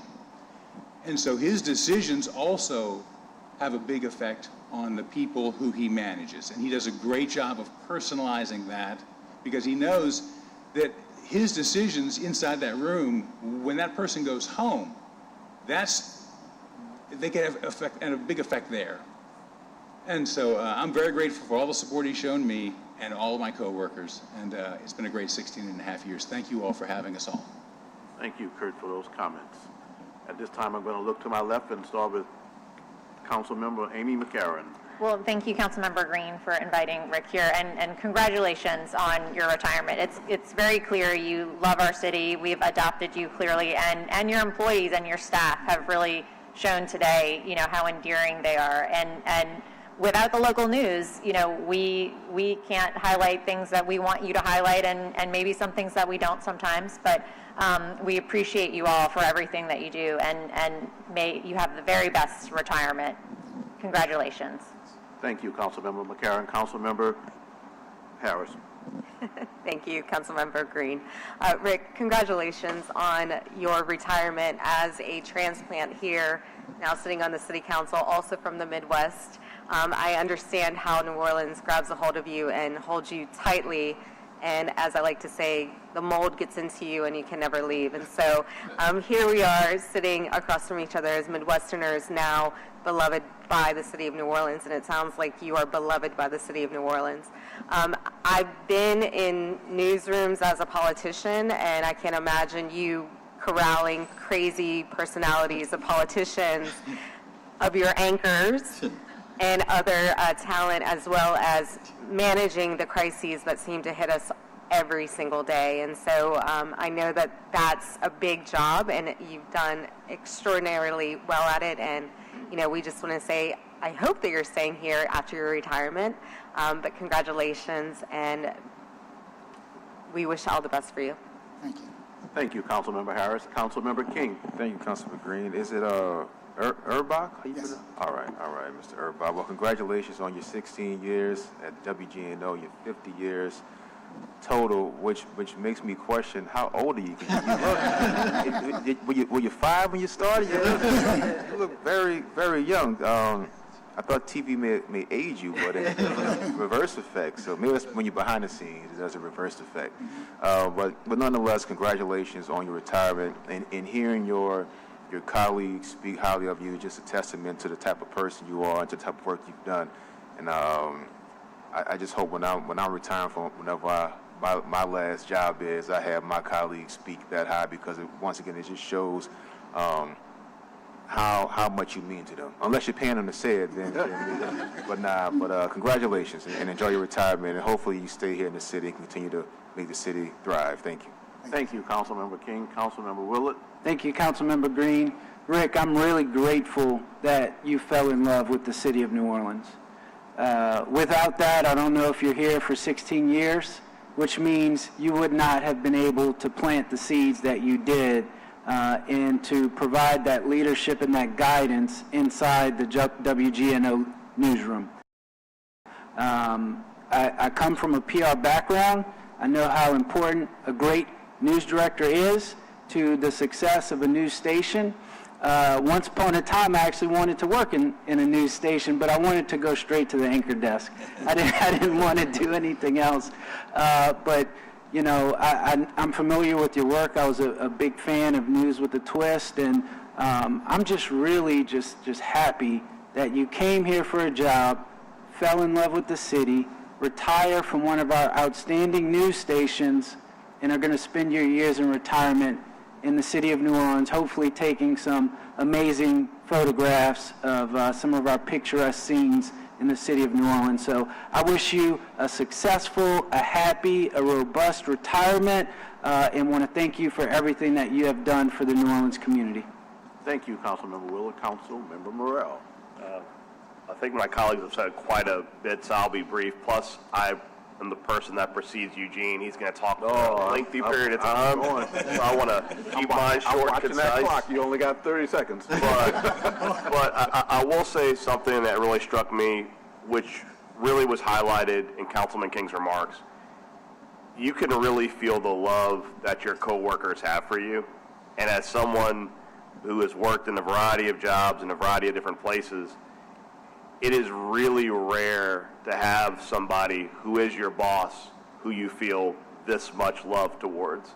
And how you've affected everyone's lives around you in a positive way really speaks to you as a human being, and how you view the people you work with as individuals, as human beings, and that respect and that love, you couldn't pay someone to be as effusive as these people are with you today. So I congratulate you on your retirement, congratulate you on your future endeavors in photography. And are you a Bears fan or a Saints fan? Saints. All right, correct answer. Congratulations. Thank you, Councilmember Morrell. Councilmember Hughes. Thank you. So much has been said, and I echo everything that has been said, Rick. I often tell people, if you love New Orleans, she'll certainly love you back. And so we thank you for loving New Orleans, and I hope you know that we love you back. And it's clear that you've touched so many lives over your 16 years here. But I do agree with Councilmember King. He said 5 years old after a half century. I thought you were 3 when you started. So, but sincere congratulations, and we hope that New Orleans is your forever home. And so God bless you in your future endeavors. So, Rick, we have a proclamation for you, and you've done so much. I'm not going to read the entire proclamation before we take photos, but I do want to say the most important parts that I want the public to see, and this will be displayed publicly too. But whereas Rick Urbach retires after nearly 20 years at WGNO TV and 50 years in the news business, and whereas Rick Urbach came to New Orleans in 2009 as the news director and UAS pilot for WGNO TV, oversaw coverage on events such as the snowstorm of 2025, the Saints winning the Super Bowl, the NBA All-Star Game, the Final Four, the NBA, the Bourbon Street attack, the pandemic, Hurricane Ida, the Arabi tornado, and covered 4 New Orleans mayors and successfully launched News with a Twist, and it goes through your career. But whereas Rick Urbach is an esteemed citizen of the city of New Orleans, for whom we are appreciative of his love for our city, now therefore be proclaimed by the city of New Orleans that the city council recognizes Rick Urbach. It's signed by all 7 members of the council, and we say thank you and congratulations on your retirement, congratulations on your career, and we're so glad that you're a New Orleanian. Congratulations and thank you. Thank you, sir. Thank you.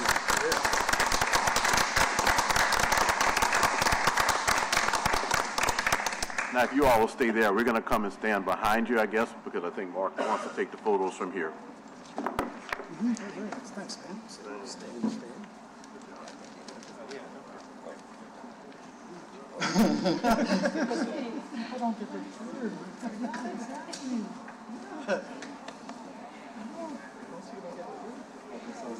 Stand back. You stand behind.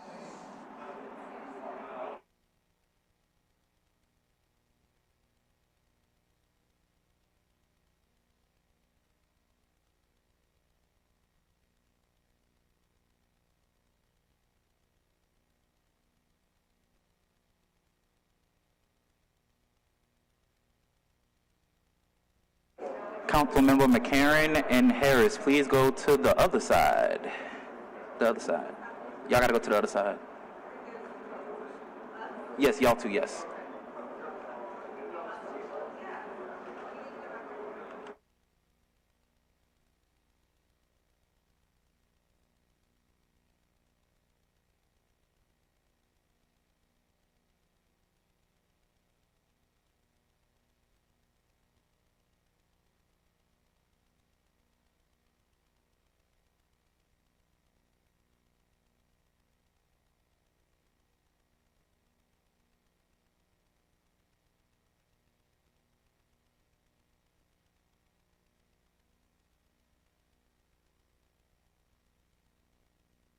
Be so serious.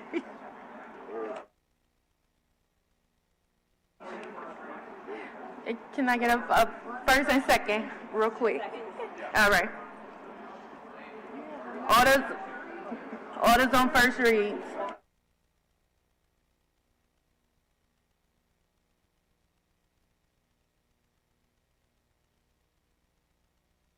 Morrell and McCarron.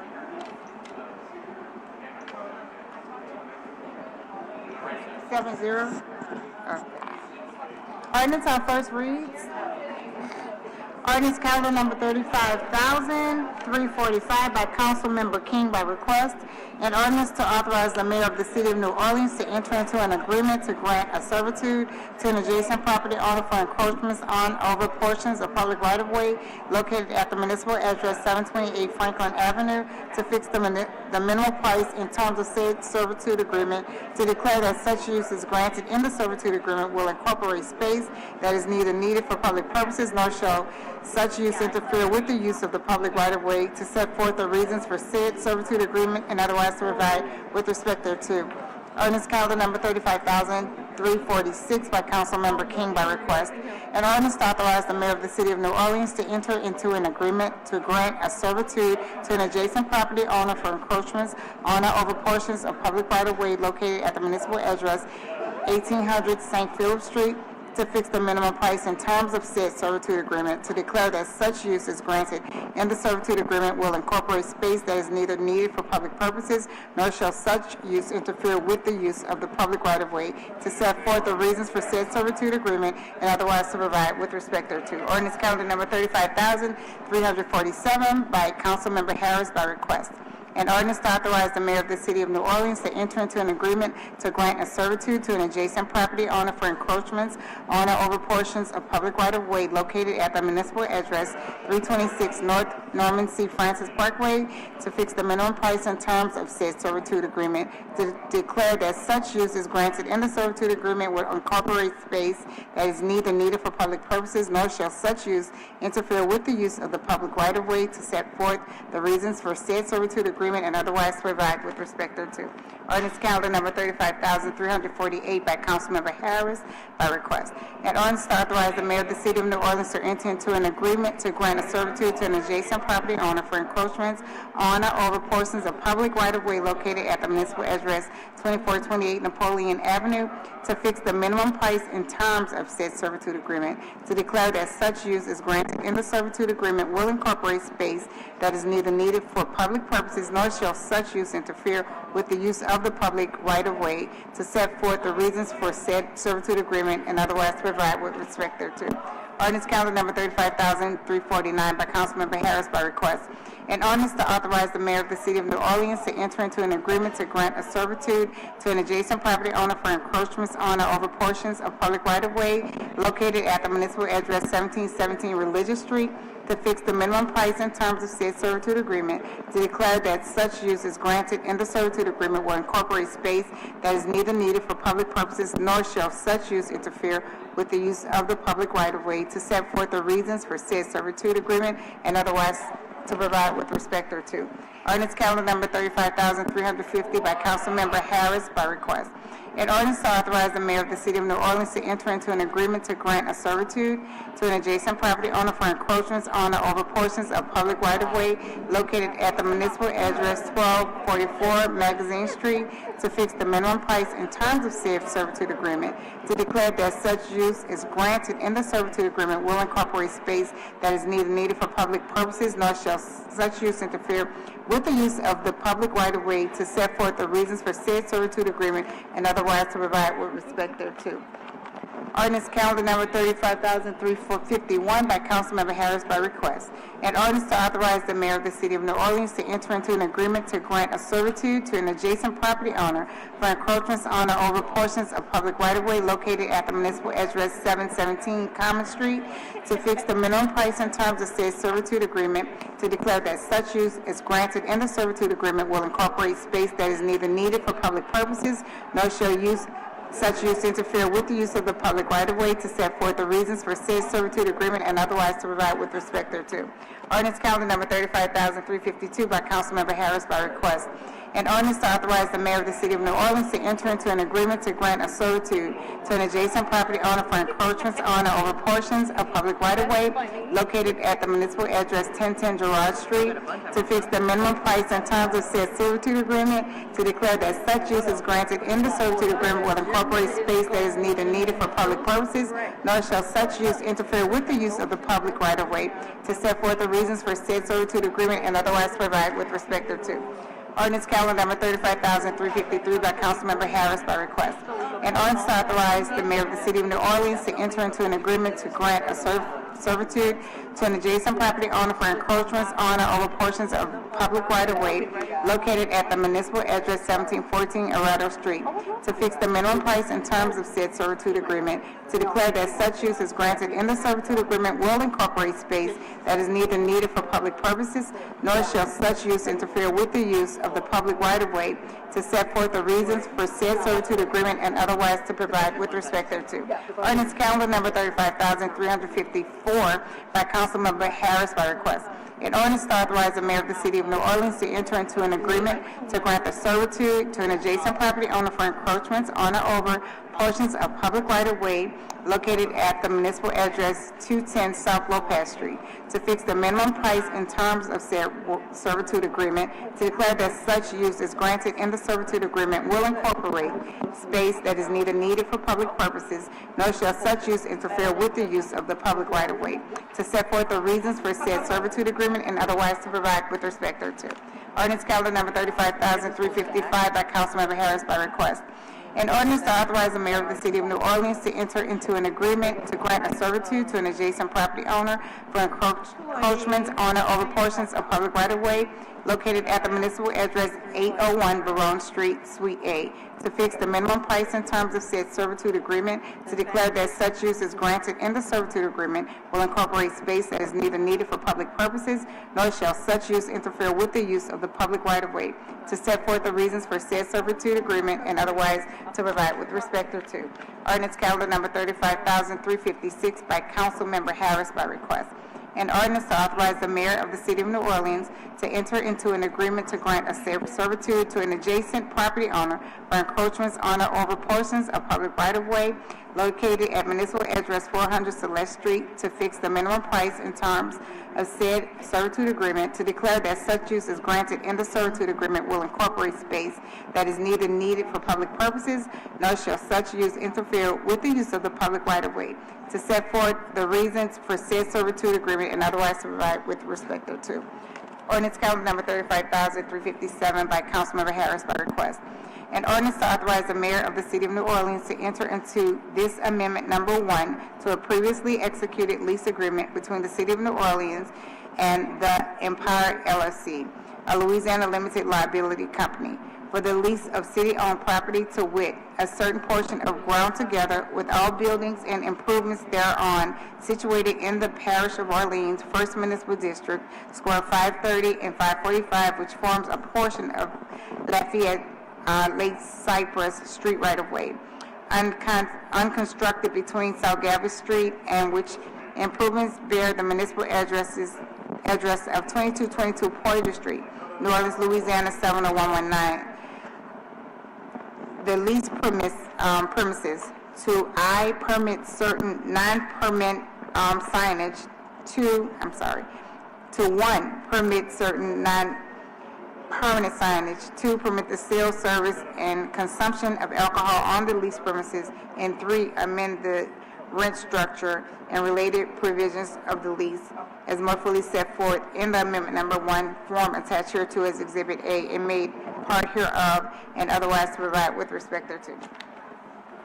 Ordinance calendar number 35,353 by Council Members Harris, Morrell, Green, and Hughes by request.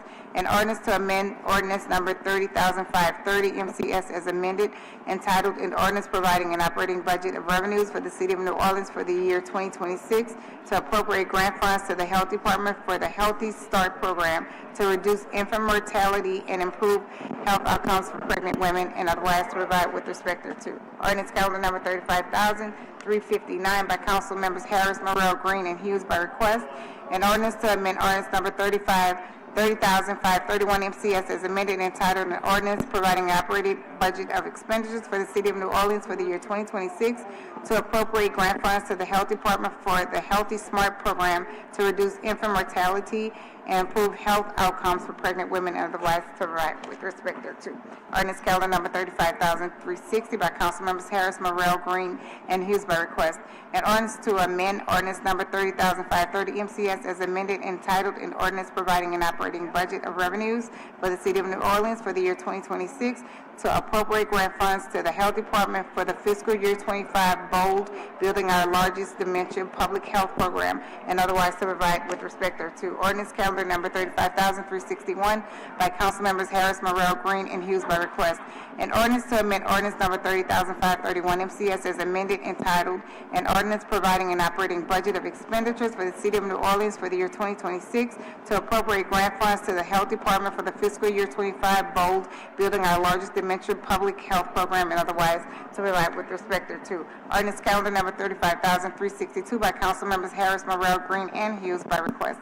An ordinance to amend ordinance number 30,531 MCS as amended entitled an ordinance providing an operating budget of expenditures for the City of New Orleans for the year 2026 to reappropriate general funds from the Department of Public Works 100 personal services to miscellaneous programs 100 personal services and Chief Administrative Office 200 other operating to support mayoral priorities and otherwise to provide with respect thereto. Ordinance calendar number 35,363 by Council Members Harris, Morrell, Green, and Hughes by request. An ordinance to amend ordinance number 30,530 MCS as amended entitled an ordinance providing an operating budget of revenues for the City of New Orleans for the year 2026 to appropriate federal funds awarded by FEMA to the City of New Orleans to cover emergency cleaning and other services during the aftermath of Hurricane Ida and otherwise to provide with respect thereto. Ordinance calendar number 35,364 by Council Members Harris, Morrell, Green, and Hughes by request. An ordinance to amend ordinance number 30,531 MCS as amended entitled an ordinance providing an operating budget of expenditures for the City of New Orleans for the year 2026 to appropriate federal funds awarded by FEMA to the City of New Orleans to cover emergency cleaning and other services during the aftermath of Hurricane Ida and otherwise to provide with respect thereto. Ordinance calendar number 35,365 by Council Members Harris, Morrell, Green, and Hughes by request. An ordinance to amend ordinance number 30,530 MCS as amended entitled an ordinance providing an operating budget of revenues for the City of New Orleans for the year 2026 to appropriate grant funds to the Health Department for the fiscal year 25 maternal child health policy innovation program and otherwise to provide with respect thereto. Ordinance calendar number 35,366 by Council Members Harris, Morrell, Green, and Hughes by request. An ordinance to amend ordinance number 30,531 MCS as amended entitled an ordinance providing an operating budget of expenditures for the City of New Orleans for the year 2026 to appropriate grant funds to the Health Department for the fiscal year 25 maternal child health policy innovation program and otherwise to provide with respect thereto. Ordinance calendar number 35,367 by Council Members Harris, Morrell, Green, and Hughes by request. An ordinance to amend ordinance number 30,530 MCS as amended entitled an ordinance providing an operating budget of revenues for the City of New Orleans for the year 2026 to appropriate funds to the New Orleans Police Department for additional funding to support normal operational expenses and otherwise to provide with respect thereto. Ordinance calendar number 35,368 by Council Members Harris, Morrell, Green, and Hughes by request.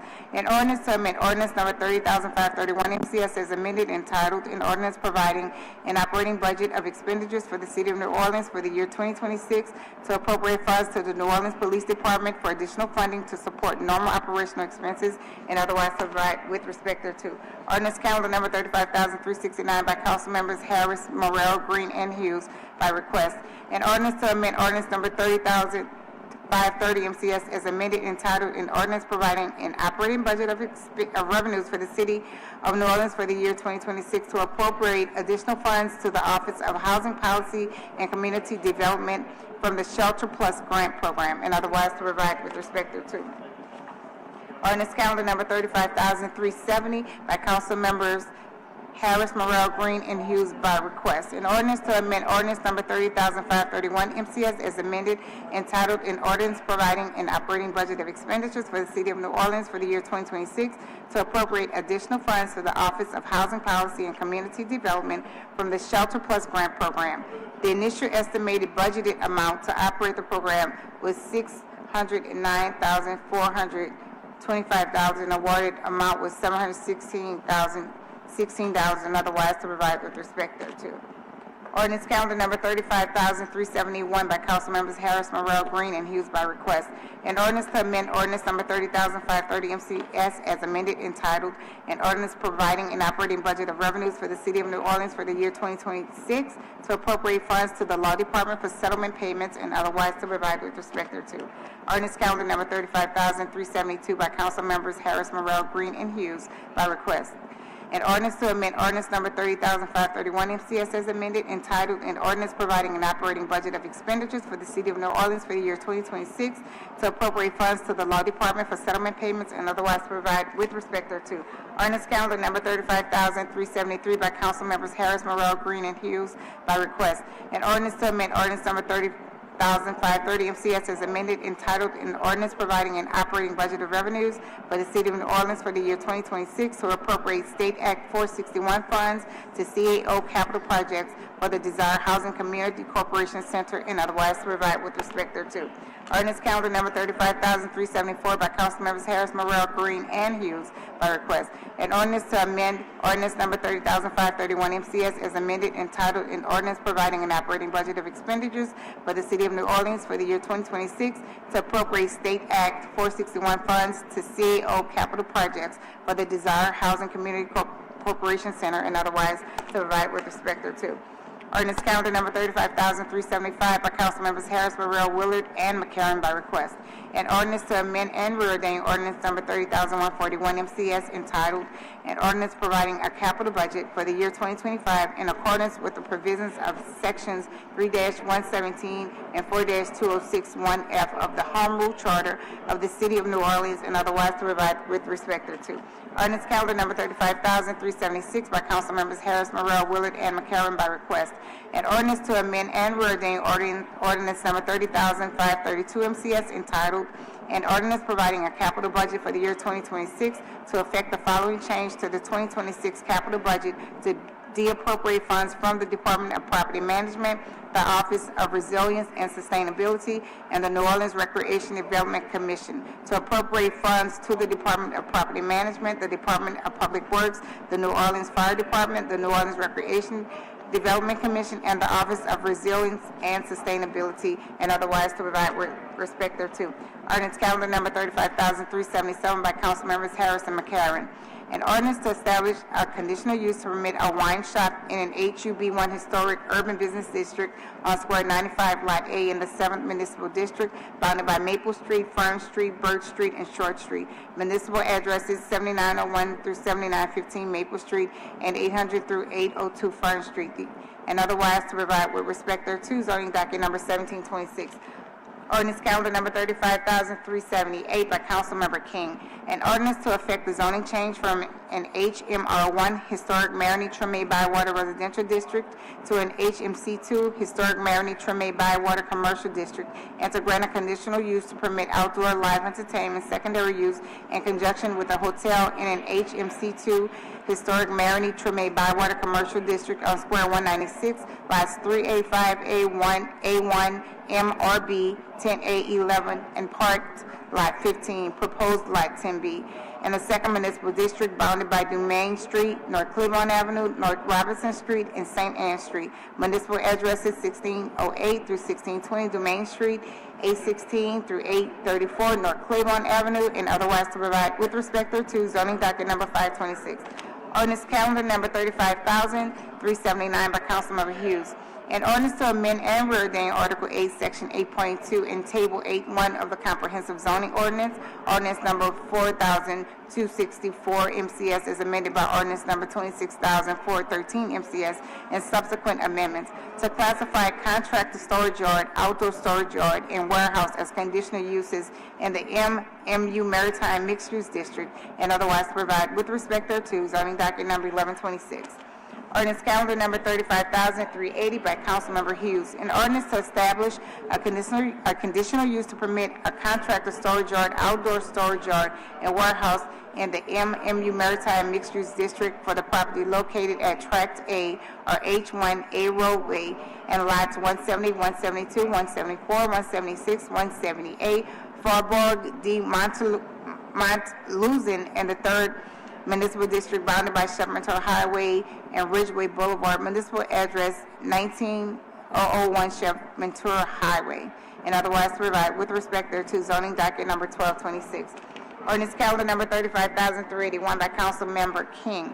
An ordinance to affect the zoning map amendment from an OSN neighborhood open space district to an HURD1 historic urban two-family residential district on Square 5, lots B and C, Prosper Maroney Plantation, in the 5th Municipal District bounded by Lawrence Street, Pace Boulevard, Socrates Street, and Magellan Canal, and Morris FX Jeff Park. Municipal address 2701 Lawrence Street, and otherwise to provide with respect thereto zoning docket number 6725.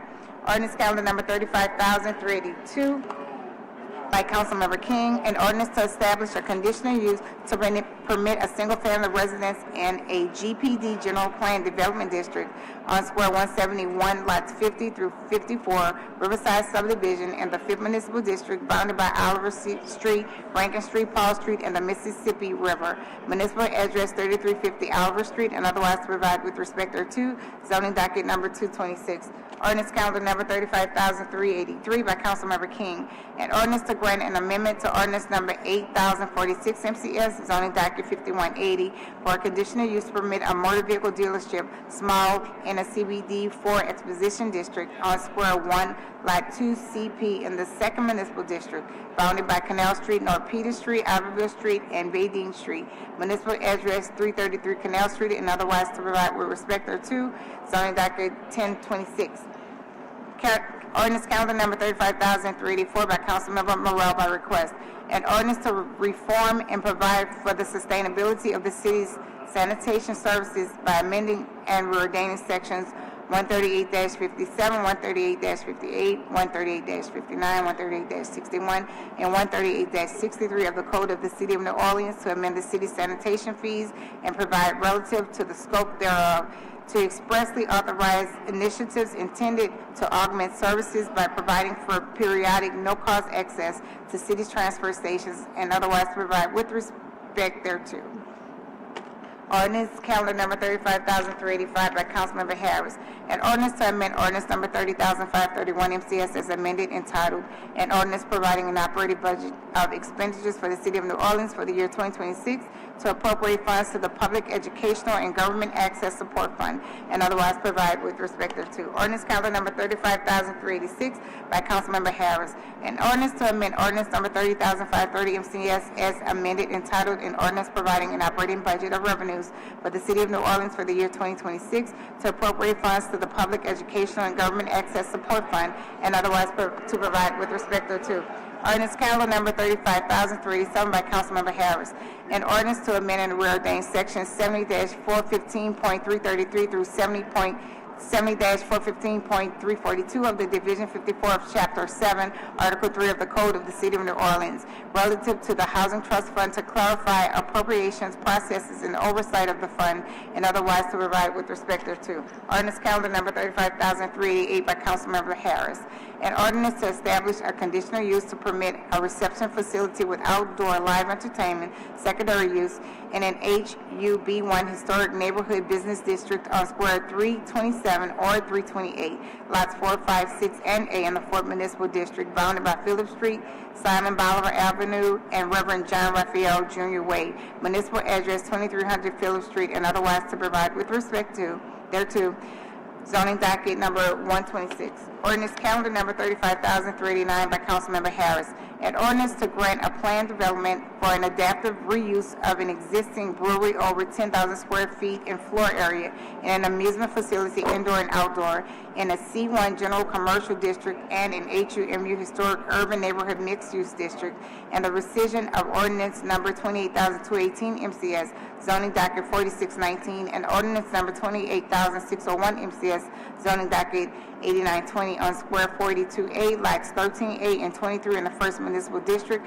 bounded by South Broad Street, Martin Luther King Jr. Boulevard, Thalia Street, and South Durgeon Street. Municipal addresses 3935 through 3943 Martin Luther King Jr. Boulevard, 3940 Thalia Street, and 1400 South Broad Street, and otherwise to provide with respect thereto zoning docket 426. Ordinance calendar number 35,000 390 by Councilmember Harris. An ordinance to establish a conditional use permit, a reception facility with outdoor live entertainment, secondary use in HUB1 Historic Urban Neighborhood Business District on Square 395, Lots 5 and Part 6 in the Second Municipal District bounded by Bienville Avenue, North Dupree Street, North Gayoso Street, and Conti Street. Municipal address is 2915 Bienville Street, and otherwise to provide with respect thereto, zoning docket 826. That concludes the ordinances on first reading.